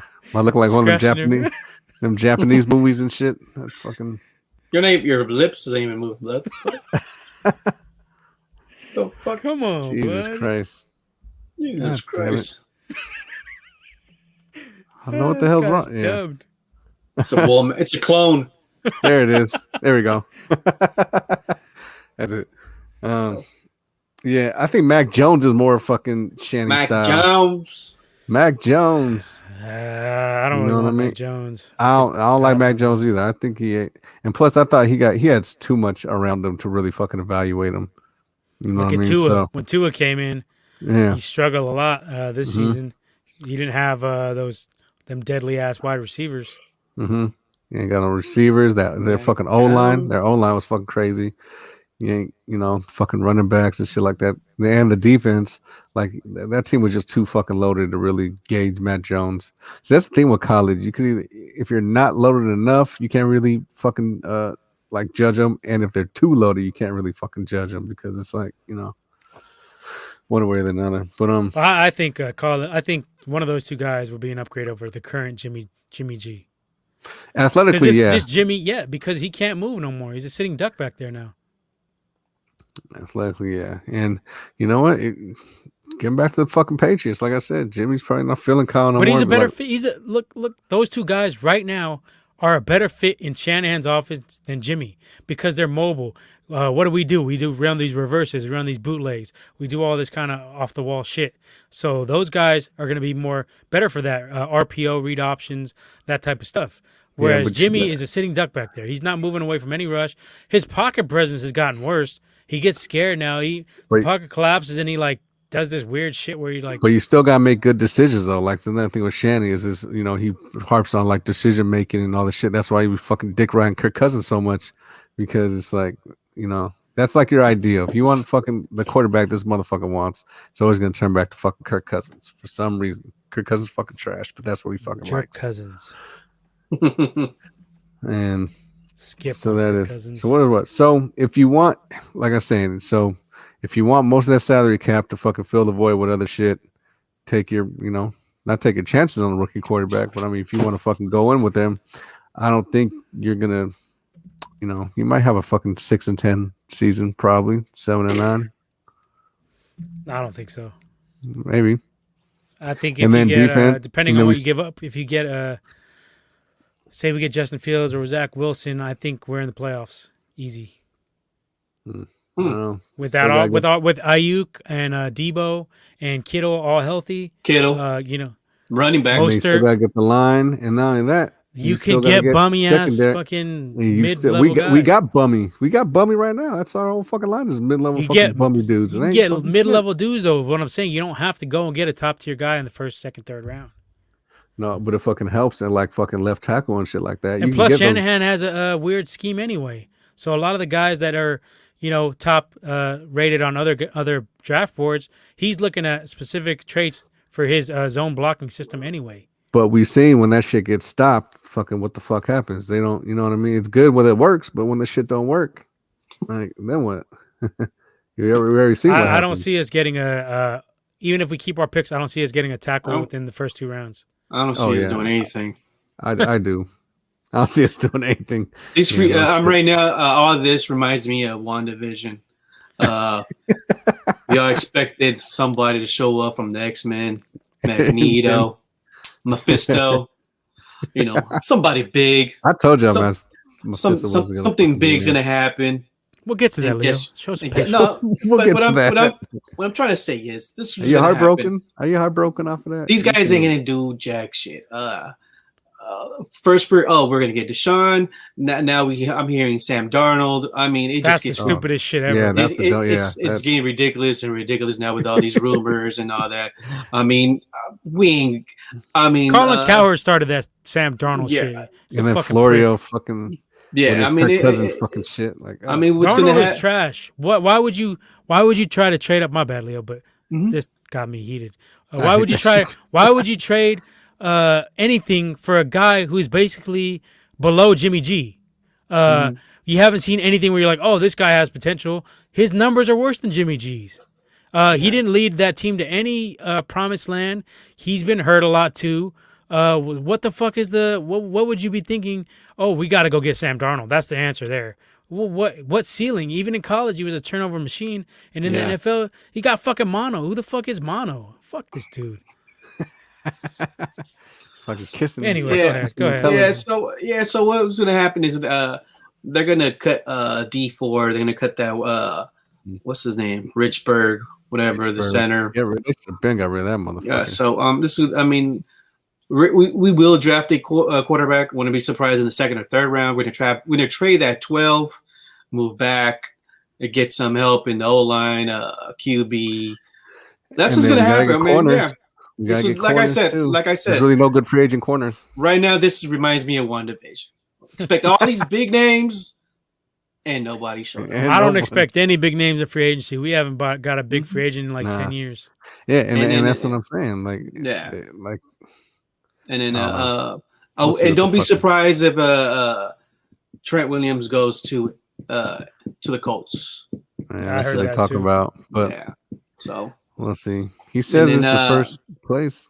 Yeah, and I think Barrett announced that he's going to test the free agent market. Yeah, the corners. Yeah, pretty much. There goes the So we're gonna get draft picks. We're gonna trade back. Pretty sure we're gonna get been doing. That's what we should have been for sure. And that's what it is. You get rid of Jimmy, so we're gonna have no quarterback, no O-line, no secondary. We're gonna try. I don't know. We're gonna draft our first pick on the pick. I'm gonna draft is gonna be Mac Jones, defensive tackle. Just watch. And they'll talk about that Miami dude, Pac-12 too. Jeffrey Russo. So that's going to happen. Miami dude. No, it'll be a Pac-12. Pac-12. So don't be surprised. So save this. Timestamp this right here because that's what's going to happen. If you really want to know, just look at who John Lynch went to college with. That'll give you the tip you need. Any defensive or they went to school with his kids or anything like that. That's the inside track right there. Inside scoop. Solomon 2.0. Yeah, my son went to class with this guy. He's a great gentleman. Really? Get him. So yeah, we'll get him. That's my my prediction here. But that's what I'm saying. So if Trent Williams going into free agency, let's say he signs somewhere else, Barrett's going somewhere else, we get rid of Jimmy. Like, look at all that shit. Like, it's a whole fucking a whole team is. No, I'm saying if that's a whole fucking new team. I think we end up keeping just rebuilding. Jimmy. I think we. My prediction is we make Jimmy take a pay cut, and we draft a rookie. Yep. I'll tell you how the shit's going. I think that's probably the best case scenario. He's not going to take a pay cut because, especially after this Dak shit, this is like. Well, then he's going to get the fuck out of here. That's what's going to happen. What is take a pay cut or take a hike. Now he's looking at Jimmy as a bargain fucking quarterback because of this shit that Mahomes signed. The shit he's taking a pay cut or he's gone. Blood, he's gone. If you don't take a pay cut, you're gone. Yeah, we can't pay him that much. We're not paying him $28 million. What is it? $27 million? 26. Oh, excuse me, 26. Not 26. 23 in base, and I think he got some incentives or some bonus shit. He's not getting that. He's taking a hike, or he's gonna fucking take a pay cut or take a hike. I'm not paying Jimmy $28 million, 26, whatever you want to call it. You're gonna keep Jimmy. I Listen, I'd fucking draft a corner first. First, you just said we're giving up Jimmy. Now we're keeping Jimmy. No, I'm saying that the scenario. I'm talking about the scenarios. I'm not saying what I would do. I keep. I want to hear what you're gonna do. What would you do? I keep Jimmy. I'd fucking, if I don't get one of them top corners like Patrick Surtain or something like that, I'd trade down, get more picks. I'd fucking get some O-line in the first couple picks. Now they got 28 million or whatever like that in cap. I'd see if I could get probably one of them bargain bin fucking corners, and then I'd draft another corner. I fix that O-line. I fix that secondary, and then where are you going to get all the money in draft capital for all this? Because already you mentioned hella shit. No, I said I'd trade down. You said hella corners already. You said 2 corners. You said fucking O-line. We got 10 picks as it is right now. So you trade down, you can get at least probably fucking another 2. So it'd be 12 picks altogether. And you're going to keep Jimmy, and that's your answer. You're not getting a quarterback. Keep Jimmy. So you're going to have us fucked up. Jimmy's going to get hurt. We're not going to have any backup quarterback. We're going to have hella young-ass players. I'm going to get these fucking... Sounds like a recipe for disaster. I'm going to get Desmond Ritter somewhere in the 3rd round, maybe. Or sounds like Lynch. Brady White. I get Brady White. Brady White has holes in his game. In the 5th, yeah, but you get him in the 5th round. And let's say... It doesn't matter. We don't need projects. We need a franchise quarterback. It's our mistake as we go with these projects. I'm fortifying the line. I'm getting new secondary, getting a pass rusher. And that's your answer, Brady White. No, it's not. That's who you just said your answer was. No, I said I'm drafting him because it was a fucking backup. He's better than fucking Mullins. I know that. So you're drafting him as a backup in what round? Probably the 4th. I get him in the 4th round. And that's going to be your. What is that? That's just your backup quarterback? You're wasting the 4th round pick on the backup? Look, I'm fortifying my line. I'm getting my secondary. Would you shut the fuck up? You talking about interrupting, motherfucker? I'm fortifying my line. I'm getting the tackle. I'm getting the center. I'm getting corners. Where are you getting all this shit from, though? What? He's starting a personal GoFundMe page. I'm getting this isn't Madden, Womack. I'm trading down. I'm getting look. There's a lot of good dudes. You can get fucking Walker Little in the fucking 2nd or 3rd round. That dude from Stanford, fucking tackle. He's good. Fucking good. There's a name from, Creed Humphrey from Oklahoma, the center. That motherfucker be punking on people. I gave him the fucking 2nd round. There's a name that's been what's his name? Slater from Northwestern. Yeah, but he's gonna go. He's gonna go high. Yeah, okay. He's gonna go high for sure. That dude's fucking good too. I mean, so you're keeping Jimmy. No, let me just get back to this. You're keeping Jimmy, right? Mm-hmm. You're not getting a quarterback until the 5th round. You said 4th or 5th? 3rd or 4th. If Desmond Ritter's there in the 3rd round while I'm there, I'll take Desmond Ritter. So Ritter's your quarterback of the future. You got Jimmy G. What else? Come on, let's hear this master plan. I'm anxious to hear this. Fortifying my line. I'm fortifying the secondary, filling all my holes. I'm riding with imaginary fucking Jimmy. Picks. Okay, keep going. There's 10 fucking picks. What you mean? But you're already using them on Ritter, and you're already using them on, you said Surtain. Yeah, if he's there. If he's not there, I'm trading down. This fucking guy. Go telling you. Yeah, that's what it is. Maybe I take that 20 million or fucking 18 million, fucking get Trent Williams. Who knows? But I'm fortifying the line. I'm getting the fucking secondary right. I'm filling all my fucking holes. Getting the Riddler. Have fun with the Riddler. And then riding out this year with Jimmy or fucking Riddler. And then Jimmy and the Riddler. Sounds like a fucking rock band. And then let's see how it goes. And then if we're still trash, we still get top 5 pick. And then next year, I already got all my pieces. I got my own line. I got my secondary. Everyone's straight. I got my fucking pass rushers or whatever. And then if I need a quarterback, get my fucking quarterback next year, right? If we fucking trash and picking in the top 10, top 5, I get my quarterback. And that's Let me tell you the flaw in your logic, and it's a huge one. There's no What is flaw. Lynch going to do with it? What is Lynch going to do? Leo already said it. He's getting a fucking defensive tackle. It's not a flinch in my logic. This is defensive tackle. But don't trust these dudes to draft anything, dude. They have to get a quarterback. Look, they have to get a quarterback. These guys are fucking goofy, dude. We know that shit. Like I'm saying, this is what I'm gonna do. I'm gonna fortify all my holes, and then if I need a fucking quarterback still, and if we're fucking trash, good. Because then I got my whole O-line set. I got my secondary set. I got all these other shit that I got to fucking worry about. And I get my quarterback next year. All right. Okay. Not bad, I guess. I told you. I'm trading up. I'm getting a quarterback. And I'm keeping Jimmy at a make him take a pay cut. And do that too. Short-term deal. and if he's fucking weak, just cut him next year. Yeah, take $10 million or take $2 million. I mean, ideally, I would like to trade him to the Pats, get a second round pick for him in exchange for a third. Just basically swap those.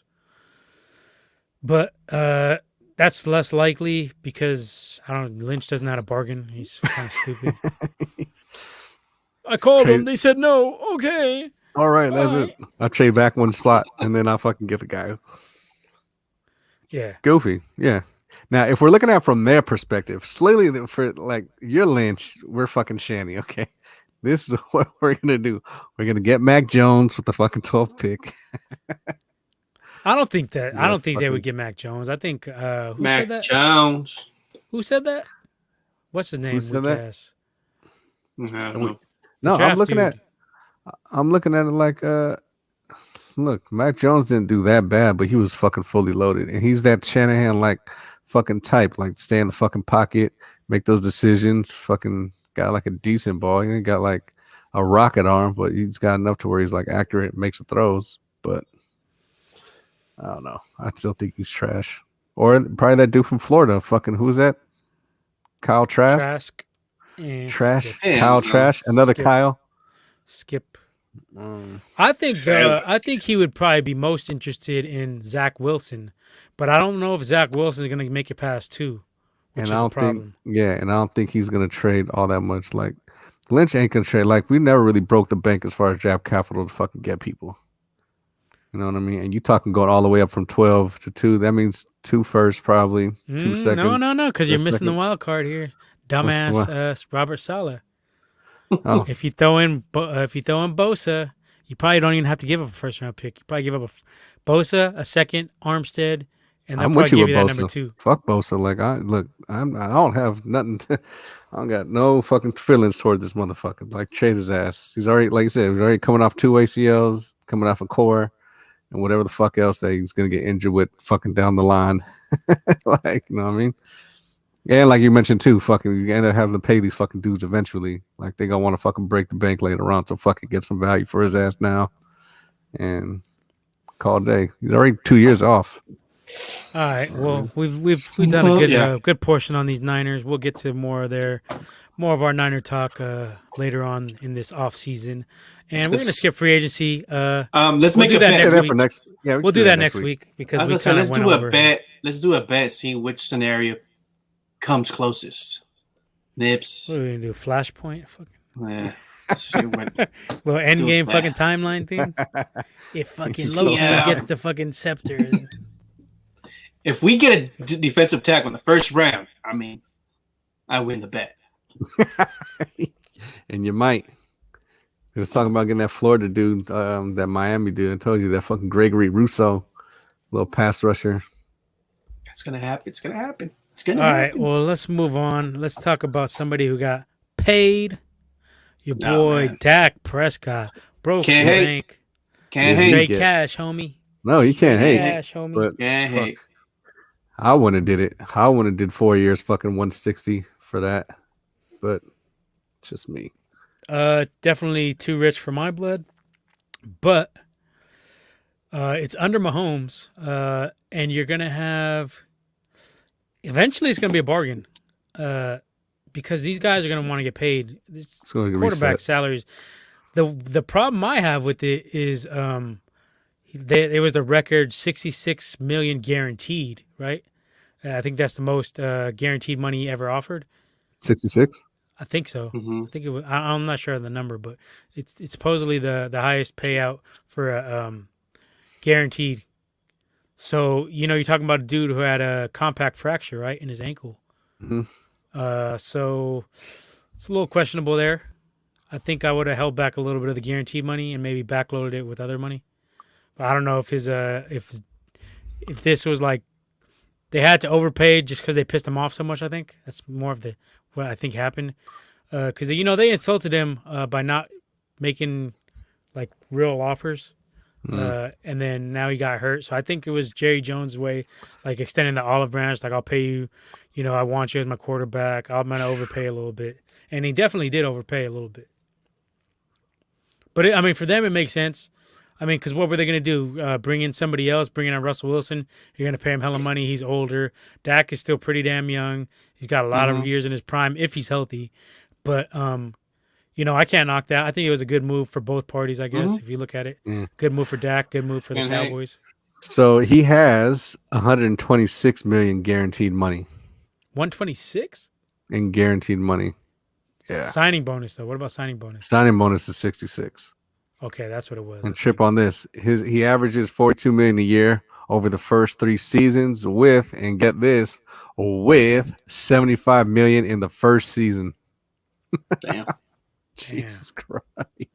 Damn. So they're they can't do nothing. They're handcuffed. They can't sign nobody else. In the first season? They're gonna have to build through the draft. So look for them to be players in draft trades.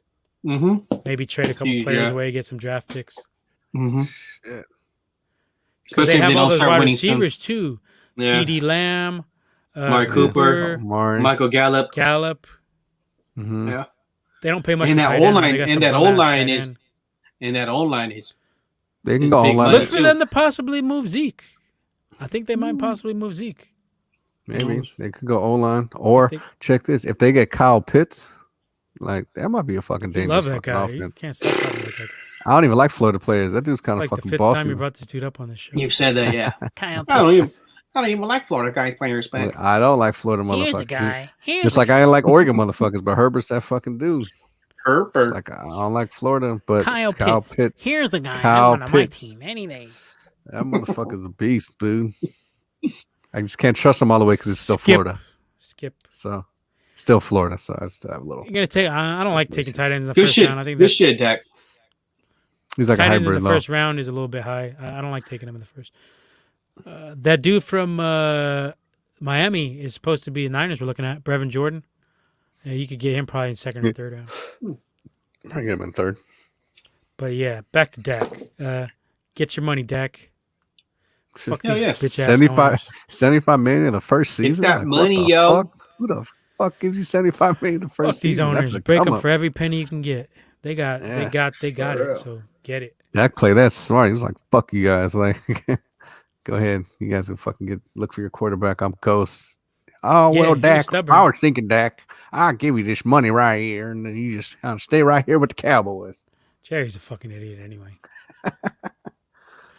Jerry Jones. But yeah, Dak got paid. So, and that kind of closes some, speculation. There was small speculation he could end up with the Niners or they make a run at him. But everybody kind of knew he was going to be too expensive. Yeah.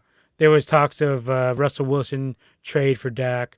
So a lot of these little like rumor mill things got shut down pretty quick, closed out with this signing.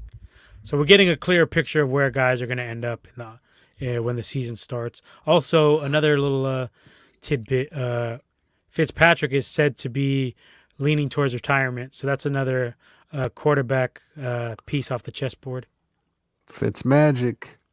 I would have liked to have him on the Niners. I think in the Niners roster, he might be better than Jimmy. He can make all the throws. He's definitely one of those dudes when he gets in the zone, he's like as good as anybody. But, he's very inconsistent. He can be inconsistent, throw a lot of picks. But, I mean, that dude, when he's hot, he's hot as fuck. Well, that motherfucker made a living off of, you know what I mean, being that fucking bridge quarterback turned starter, turned getting cut. So now we're kind of done with the sports topics for the night, but we're going to move on to a couple just miscellaneous news pieces. So we're going to start out now with some news we've seen on all over the place, actually. It's the Chickenheads versus the Uber driver. Now, I know y'all seen this video on IG or YouTube or whatever. Man, and it's sad that it happened in the Bay. These dumbass bras are going to wild out on dude for him requiring them to wear a mask in his fucking car. Now, if you're in my car, you come at me with that shit, you get the fuck out. I don't give a fuck if we're on the freeway. I'm riding with the Uber driver 100%. I think he should have been more aggressive on these fucking dirty birds. Fucking get the fuck out of my car. Yank them fucking holes right the fuck out. Should have brought up the tire iron on him. I mean, I'm not for violence against women, but I mean it's 3-on-1 and they're attacking him, smacking his phone, ripping his mask off with the fucking pandemic going on. Like, man, get the fuck out of here. Like, that's too much. And that one bitch loud as fuck talking all that shit. She probably want to get her ass beat all the time. Yeah, she probably does. Yeah, that gets your dick in her mouth all the time, so you really can't. Fucking one of the two. Yeah. Oh well. Man, hey, he was violent, good thing nobody's watching. Good thing no one's watching. No one's watching. Nah, but I mean that was just ultimate disrespect. Yeah. You don't want to do that type of shit. You want to treat people in the service industry good. That includes fucking your cab driver, your Uber driver, your servers, your whatever, your bellman. Unless they fuck up like extreme, you don't want to piss them off anyway. Basically, your lives are in their fucking hands. You fuck around, piss them off, you're gonna end up in a fucking car accident dead. Like, but these dumbass bros, they don't think. Weren't these hoes wearing masks though anyway? Like, what was the issue? Or what? It's like, well, one of them one wasn't. Yeah, right? Wasn't. So he stopped at the gas station. They went to go buy a mask, and then after that, I guess that's when they started like yelling, and then he said, that's it. You guys are out of the car, and they were talking all that mad shit, like they're about to do something, but yet they're like, "What? You're gonna let these girls? You're gonna let us girls just stand, be here outside on, the freeway?" Yeah, he stopped around the freeway. But you're over there talking, but you're talking about what you're gonna do on mamas, on this and that. Come on. Yeah, fucking these bitches. These are the definition of hoes and bitches. Yeah, so I'll say these hoes out of line. Yeah, and it was funny. That one girl was like, "Well, that's why I catch Lyft." And then Lyft saw that what was going on, and they posted on Twitter like, "Well, that's it. You're not allowed on Lyft nowhere. You're pretty much banned." So they see her name pop up. Skip. Yep. So skip. Yeah. That's it. Yeah. You're done. It sucks that it happened out here, man. Yeah, that's the thing. Now, again, I asked this question earlier, like, what happens if this dude would have fucking just went off and if it was like not this dude, what if it was just some cold motherfucker and he just would have went off and just started beating the fuck out of these girls? Like, I'd say he's in his rights. What, you know what I mean? Like, once they put their hands on his mask, once they took his phone, that's physical shit. And I don't know if that shit happened when he was I'm not driving. saying to just go off and clock him out the gate, but get the fuck off me. What are you doing? And if they keep acting up and they won't get out of my car, I'm dragging their ass out of my fucking car. Hopefully they were stopped when this happened, because if they were grabbing his phone and grabbing his mask while this motherfucker was driving, that's another thing. Like, so I think they were stopped, right? I hope they were stopped when they was doing all this shit. These hoes did not look like they were gonna stop anytime. Because you in danger. Because when you doing that shit, like, you know what I mean? If you're doing all this shit while I'm fucking driving, you grabbing at my face and shit like that, like, oh hell no, like. No, hell. And that Persian bitch was like, hell no, you get that Persian bitch on her IG. She was something like, my boyfriend taught me to defend myself. Man, where the fuck is your dad at? Shit, fucking listen to your man. Listen to your fucking dad. Teach you some fucking. Defend yourself from what, bitch? You was the one that was fucking. You was the aggressor. Defend you from what? Yeah, man, that's a fucking joke, man. I think that shit was way out of line. I feel like people disrespect their Uber and Lyft drivers. They take them for granted. These people are out coming there from fucking... a Lyft driver, formerly. You're a former Lyft driver? You wouldn't. Oh, you're speaking for me? Don't speak for me. Yeah. That's why he's just so passionate. Yeah, I did drive Lyft. That shit, you do get some dumbass motherfuckers. You get dumbass people jumping in your car, slamming the fuck out of your doors, just like hella disrespectful, man. Like doing the most. But ain't nobody trying no shit like that with me. I'll fucking sock them. That's no, you wouldn't. Yes, I fucking would. So I can slap your bitch ass. Yeah, no, you wouldn't. You would not. You just like that fucking Uber driver. You would do no such thing. Oh shit. Yeah, but no, that shit was foul. Pretty much as foul as you can get. Cool, bro. You can tell these bitches ain't got no manners. Bitches ain't got no manners. Stupid asses. All right, well, that's a bad representation on the Bay Area. A chicken will be clucking no matter what. So chickens stay clucking. Yep. Can't do anything about that. So what do you think is gonna happen to them? You think they're gonna get canceled? Banned. But they will probably get fired from their jobs. Probably. I don't know. Shit, if they even have jobs, I don't think they have jobs. What am I talking about here? No one will subscribe to their OnlyFans anymore. Weak ass Persian broad. Like, talking all that shit. I bet she'd be getting her ass whipped too. You could tell she's the type. Quit her to be like, bap. Yeah, that's all it takes. I'm sorry, Why'd you hit me? Why you hit me for? Why you hit me, bitch? Why you think that? Why you think that other chick hit you? Why you think I hit you? That when they start hella shit in the club. Why you think I smacked the fuck out of you? We've all seen that shit in the club too. Them type of fucking, they just love the drama and shit. Yeah, you gotta stay away from them bitches. That's how good motherfuckers caught up. You wonder why? You wonder why motherfuckers be going away for the domestic violence? You don't see that. You don't see the slap before the fucking punch. Yeah, Womack didn't even see the video. We had to put him up on it. You know, he lives in a fucking hole. He's like a groundhog. He comes out every fucking once a year to look at shit. So what happened? What had happened was. What happened to this? Oh, these bitches? Yeah, these bitches through. So. Yeah, that was crazy, man. But let's close it out with one of Leo's topics that he's been clamoring for. He was excited dying to talk about this. WandaVision final thoughts. Get this off his chest. Go ahead. When it comes with the whole Niner stuff, I mean, we're talking names, who we're getting, who's coming. I mean, this just reminds me of WandaVision. You know what I'm saying? We're like, oh, who's gonna show up? Oh, Mephisto, Nightmare. Oh, who's gonna show up? Magneto, Professor X. Oh, Deshaun Watson. Deshaun Watson's gonna show up. Deshaun Watson's coming. It was Sam. I told you, it was Sam Darnold all along. I told you Mephisto wasn't gonna be in that shit. Matt Stafford's gonna come. What? It was Cousins. Sam Darnold all along.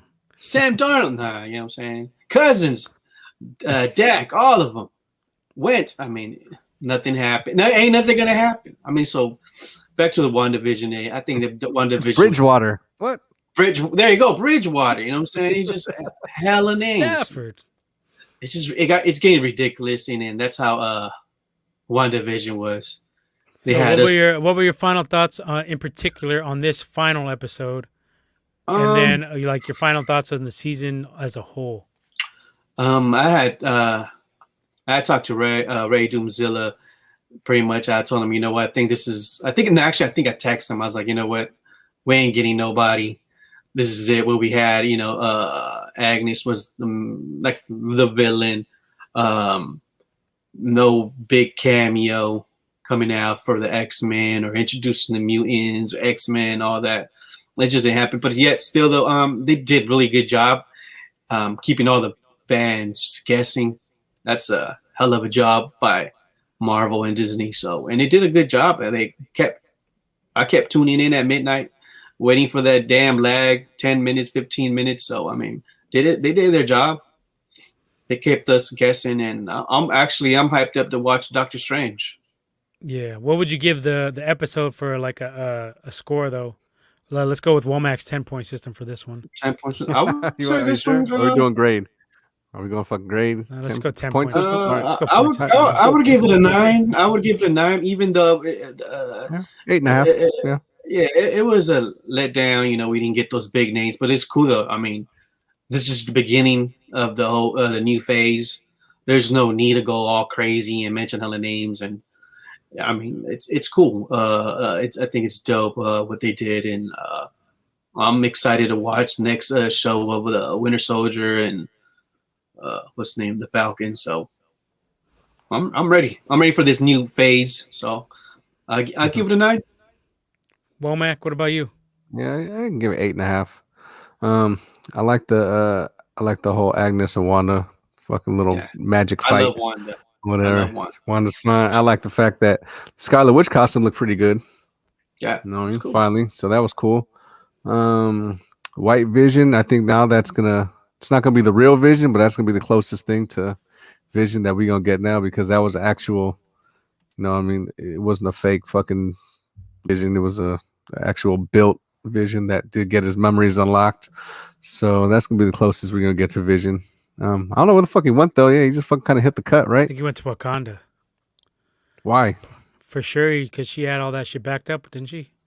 In Infinity War, I think they backed up like all his memories, didn't they? He did. But Vision unlocked all that shit though. I don't think he unlocked everything. I don't know. I'll say he's going to Wakanda. Yeah. because they had all the flashbacks and he was fucking doing all that shit to like everything that happened. So, I guess he could be going to Wakanda. Could be going to the White Panther. Akano. White Panther. The White Panther. White Vision looked like he fucking took a bath and fucking hella coke. I don't know. But yeah, dude. So now begs the question is, like you said with the mutant shit, I don't know. I still think that she could Charlotte Hornet's vision. Charlotte Hornet vision. Yeah, I still think that she could, because she changed Rambo, like I said, when she kept walking through her little fake wall of the realm. You know what I mean? Sure, It changed her shit. It changed her shit. So I think she does have the ability to fucking alter DNA and all that stuff. And that's pretty much what, mutants are. So I don't know. I think there's a lot of, she might be a part of that whole storyline, bringing these people in. I think she might be a big part of it, actually. Who? Wanda. Yeah. Scarlet Witch. Yeah, well, I mean, that's essentially what's going to happen. She's going to tear a hole in the multiverse in Doctor Strange. I think that's pretty much the consensus. Yeah. I don't know. I think she's probably going to have a hand of actually turning the mutant gene on. Unintentionally, though. I don't think she's going to be doing it intentionally. I think it'll be like she might. I don't know. We'll see. Bet on that. You want to bet a bottle? No, I don't want to bet a bottle on that. It can go anywhere right now, so I don't fucking know. I say it'll be a byproduct, like we talked about last episode. Yeah. So yeah, it could be. I think so. And what would you give it as a score? 8.5, 8.5. And for the whole season, just 8.5. No, the whole season. It's good. It was deep. I give it 9. The whole season was a 9 as well. I wouldn't give it the complete 10 because it was lagging too much in the fucking beginning for me. You know what I mean? Perfect. It was perfect. It was perfect. It's perfect. Yeah. I didn't think it was that perfect. It was fucking. It was too much fucking bullshit going on in the beginning. Like the first 3 episodes, kind of like, but picked up.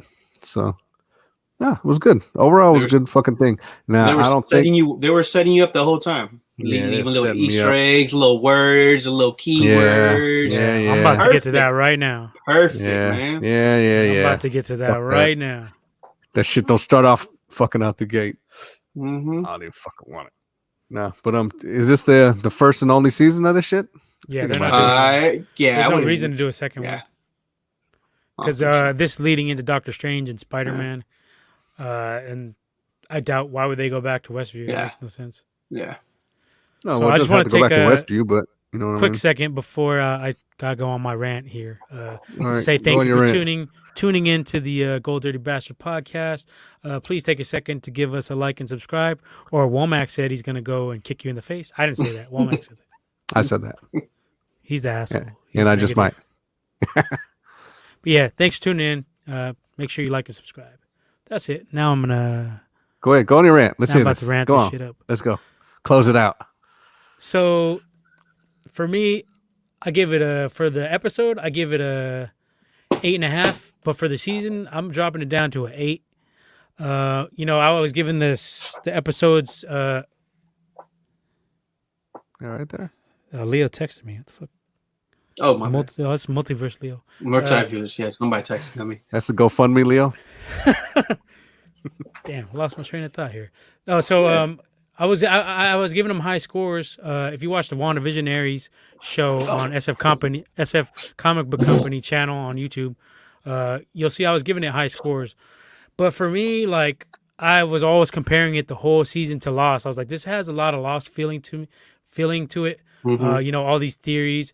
And for me, it ended up like Lost, disappointing me because they opened up all these doors and they're basically just tricks. And it's like, come on, man, you can't just do that so many times. Okay, the fake Pietro, that's one.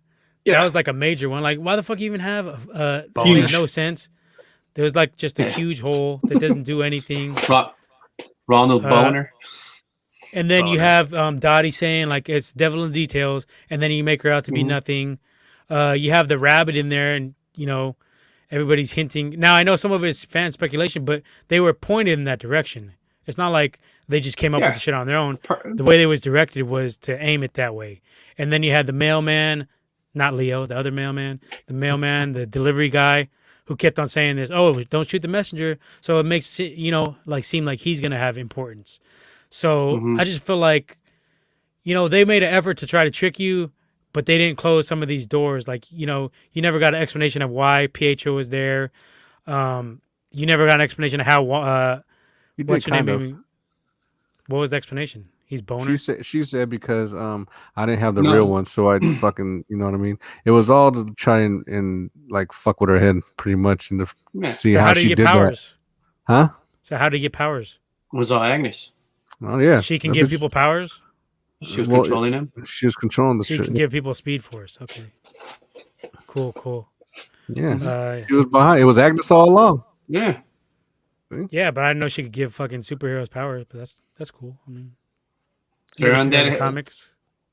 They're inside the hexagon. Well, he said he was under a spell, right? He was under Agnes's spell and all that shit. So yeah. Yeah, I just felt let down. I feel like they painted themselves a corner and they just took the easy way out. They didn't like fucking explain a lot of stuff.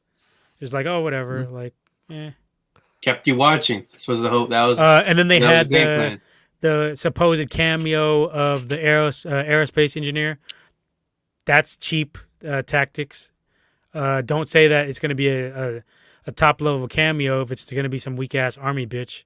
Like, fuck. It's going to be a Luke Skywalker level, and then there's some chicken army fucking fatigues. Like, fuck out of here with that.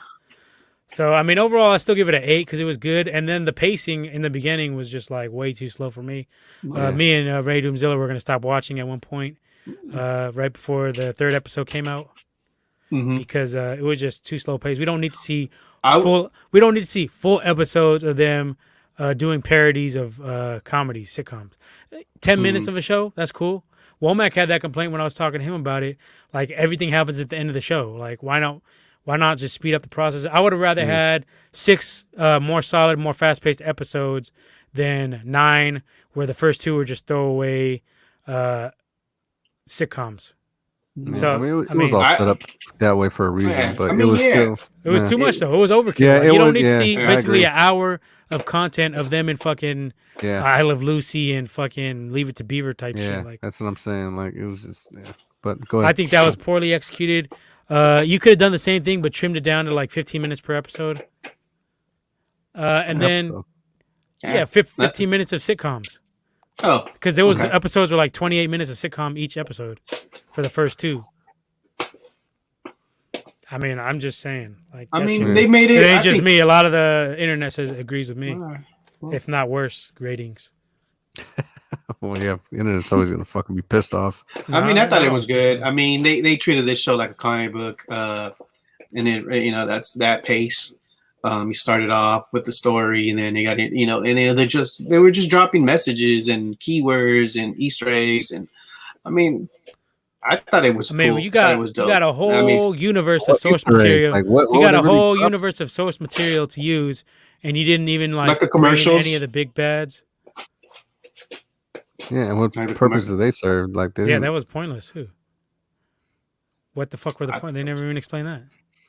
Or what was the point of the commercials? I don't even know. I don't know. We got to ask Ray Doomzilla. I don't know. And Monica got the. She got her powers and everything, but like she's hella overpowered, and she's like just not even doing shit. Like towards the end, she's just like chilling there with kids. Like, she probably could have fucked up Agnes by herself. Yeah, where the fuck did Vision go? He just dipped out on Wanda, so that fucking just left. He didn't give a fuck. Wanda getting her ass whooped. Tried to like break her skull too. That was hella cold. Tried to fucking smash her skull in. Yeah, but that's before he was unlocked. You see? Did you guys see the memes of? Hayward is another one. Like they made him hyped up like he was going to be somebody else. And that was the way they wrote it. Yes, they did. Yes, they fucking did. I told y'all he was going to be a regular dickhead. Like, it don't matter though. They wrote that in a different direction. Like there was too much trickery. Like, I didn't get that. Some of that was okay. Well, you're an idiot. You didn't pick up on it. No, well, obviously you're the idiot because you're wrong. Like, what do you mean? No, it was for the canine audience. Is fucking doesn't see that frequency. Dude, I told you this dude was just gonna be a regular dickhead, and then y'all fucking, he's Mephisto. I was like, no, he's not. Like, this is just regular dickhead, and he turned up being a regular dickhead. Like, so how am I? You're right for once. Good fucking. Let's give you a round of applause. I was about to say. Thank you. Every dog has his day. I'll tell you that. You should have betted a bottle. I should have. I that. should have waited WandaVision till after it was revealed to fucking give my pick.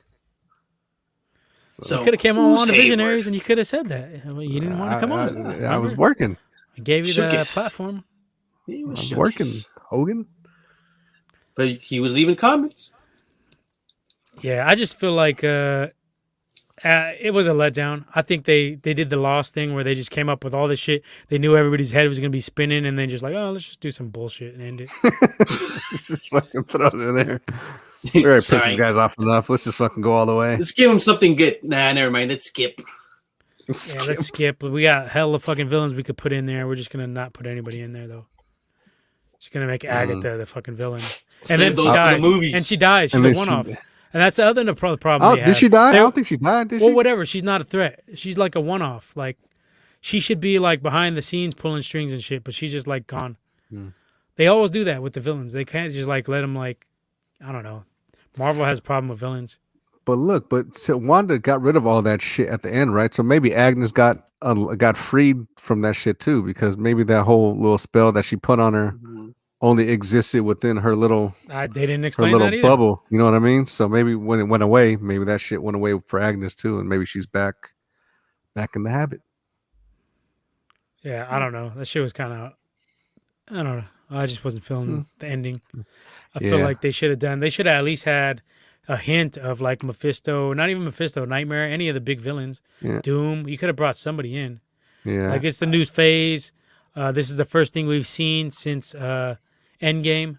So, I mean, it was wide open for something, and they just kind of let it go. Yeah, but I'm with you with that, with the shit that she was saying, like, oh, there's about to be a Luke Skywalker-esque like revelation or some shit. That and see that was a bit overblown. That's what got. I think that's one of the main things that everyone's pissed off on because you're thinking, oh fuck, that's where all the Professor X's and the fucking Dooms and like all and that's where that and the Quicksilver shit too. Like what the fuck is the point of the Quicksilver shit? Yeah, I could have done without the whole storyline, honestly. Yeah, I could get some fake boner motherfucker. Yeah, and I just didn't know why you would use the fucking Quicksilver from the X-Men universe. Like you just plug any random dude in there. Mind games. Mind games, but bad writing. Mind games. Fucking... Yeah, he ended up just being some bum ass actor. Yeah, okay, cool, nice, great writing, Marvel. Was Mike Seaver there, the fucking boner, looking for boner? Yeah, that was whack. That was a whack. That's my biggest letdown. Was that? Yeah, that shit was. Yeah, that shit. It could have totally done. It would have been better off without it. Honestly, what the fuck is the point of it?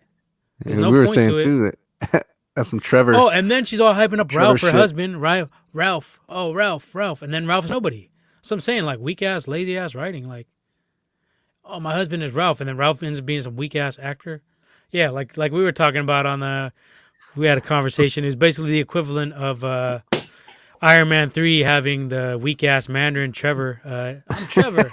Basically the equivalent of this shit. I'm Trevor. I'm Ralph Boner. I'm Ralph Boner. Oh, okay. You're a fucking nobody. All right. What are you doing in a Marvel movie? I don't know. What are you doing? Skip. I skipped that part. Trevor. Yeah. Because I even thought it was going to be like Mr. Fantastic or fucking... I forgot who the fuck it was going to be. But whatever. It's just how it is. And I guess they're going to play the slow game with the X-Men because there's nothing that ties the X-Men into this at all. Yeah. But that was weird, though, because like I said... In the House of M, Professor X came and helped her in the comics.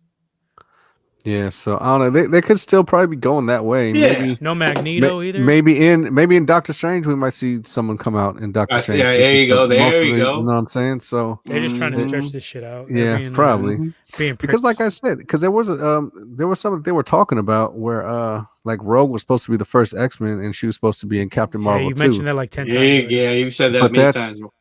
But that's what I'm telling you to reiterate it. Like that's and it hasn't happened. We don't need any reiteration. Well, we don't have Captain Marvel yet, so we'll see. Skip. Let's spit a. I think Rogue's your favorite. Huh? Is that why Rogue was your favorite X-Men? Huh? No, she's fine. See, let's spit a bottle that Rogue doesn't show up. No, well, she has to because that's how she gets her powers. Is from. I'll tell you who the weakest X-Men is. Beast is the weakest X-Men. He's just blue. He's just blue. Yeah. Well, he helped build a lot of shit though. A lot of that stuff. Yeah, he he's fucking helped. Weak. He's smart, but he's the weakest. Yeah, who you taking over? Let's have an expert draft. Jubilee. Who you taking? Jubilee is better than fucking Beast. She can fucking blow some shit up at least. Fireworks. Yeah. It fucks people up though, doesn't it? I don't know. What does Beast do? He just hops around and fucking wears I glasses. used to like Jubilee back in the day. That stupid little hat. Maybe. Professor, I don't feel like we should go this way. And then he quotes like a fucking 1920s writer, fucking to quote fucking going based off the cartoon. Edgar Allan Poe. No, quote the Raven, Beast nevermore. Beast died. He has fucking little moments. You got hype. He went savage and shit like that. I think he turned into like a fucking dog or something. I don't know what the fuck he did. You know about that. Dog. Yeah, nah, Beast is the weakest. I think for sure. Right? I mean, what the fuck? What does he do? Right. He has no powers. What does he do? Scratches you with his claws. Hey, he has fleas. He goes to Cheers. Beast. Everyone knows your name. Beast, Schmeast. Wolverine's the coldest. Yeah. They need to do the real Wolverine, though. The short, stocky, fucking grungy motherfucker. Not the goddamn 6'4" fucking Wolverine. They need the real Wolverine. Hugh Jackman? Yeah. He was cool. Yeah, he was, but he ain't. That's just for the movie shit. He's like, a lot better than what they've casted for other roles in that universe. Mm-hmm. No, but I'm saying, Wolverine's supposed to be short. This fucking short fucking dude. You can't really see on screen that he's tall. He doesn't look like hella big. Yeah, you can when he's fucking like almost the tallest fucking Cyclops and shit. Wolverine's like the shortest motherfucker in the whole squad. He's like shorter than Storm and shit. Like, in the comics, okay, yeah.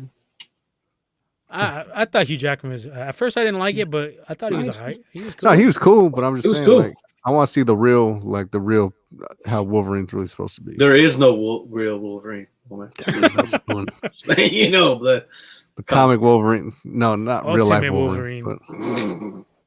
But you never know. There might be. Yeah. Who would you get to cast him then? Since you're fucking on this short guy hype. Dude from Game of Thrones. Yeah, I was gonna say. Tyrion. Yeah, Tyrion Come Lannister.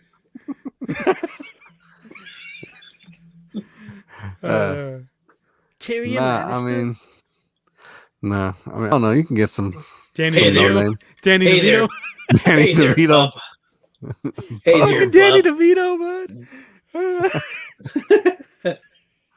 Carla from Cheers, fucking. Shit. Fucking Womack. I mean, gotta be but that's what made him. But that's what he is. Some short, stocky, like little grungy motherfucker. But that's what made him fucking sick. Like he's fucking the short dude, just like fucking up hella people. Like, you know what I mean? Yeah.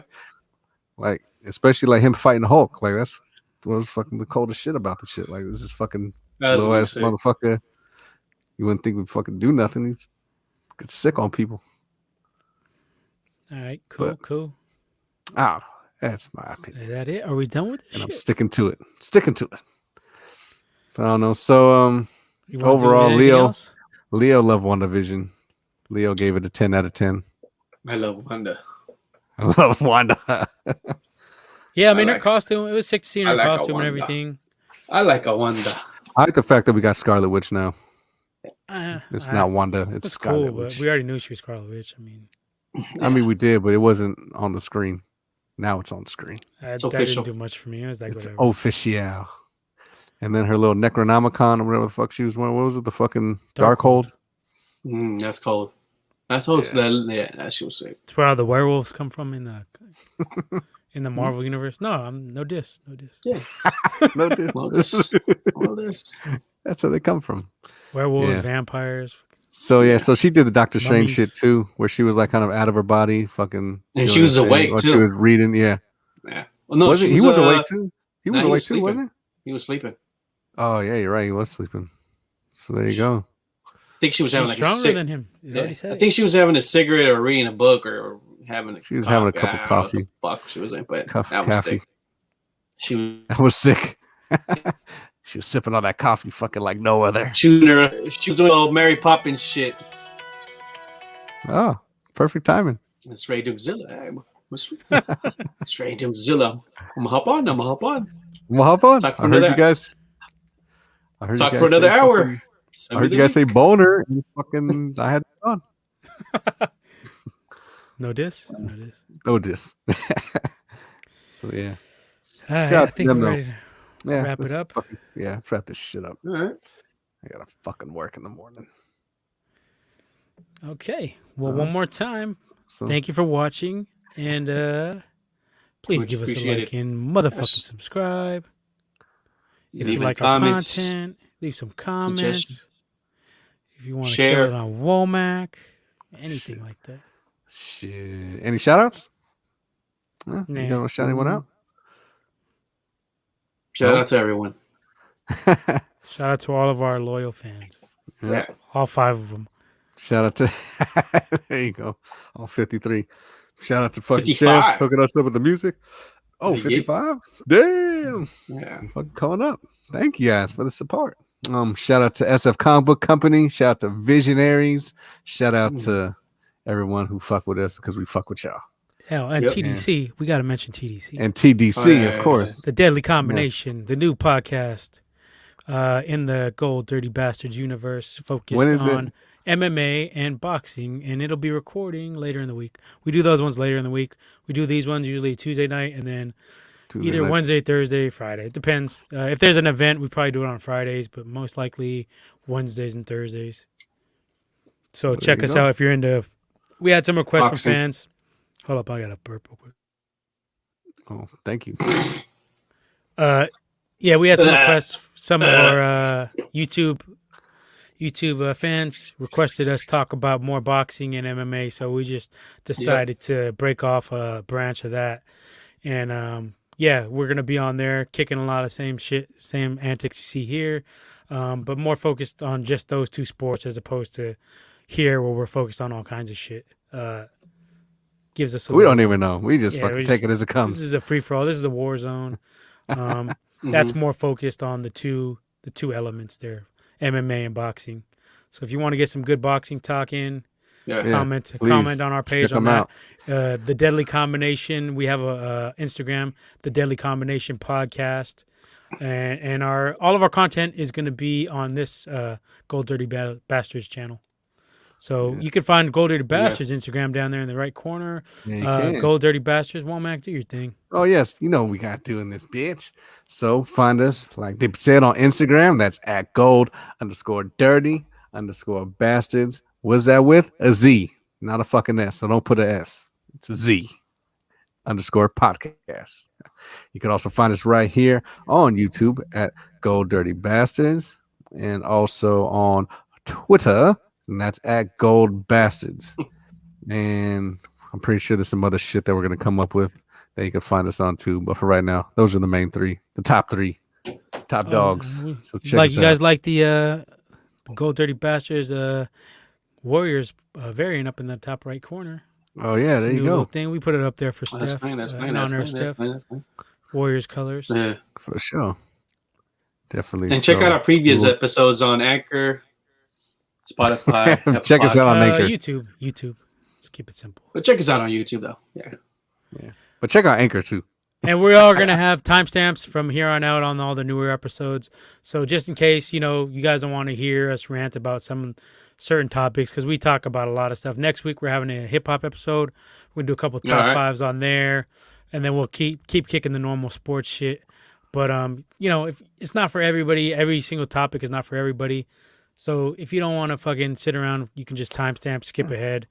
We give you the power to skip around on the show. Fuck that. Tune Just in. for You the might fans. fucking like something that you never think you'd fucking like or be interested in. So And if you Just don't fuck- agree with our fuck with political us. views, fuck you. We don't really give a fuck. I don't give a Watch shit. or don't watch.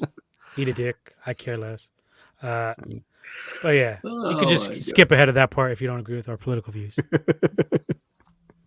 Hey, we're Skip- bastards. We say it in Yeah. the name. Sorry, yeah, it's already in there. You should already know what you're getting into. You've been warned. You should know what you're getting into. We bring the Anyway. motherfucking ruckus around these parts. Yep.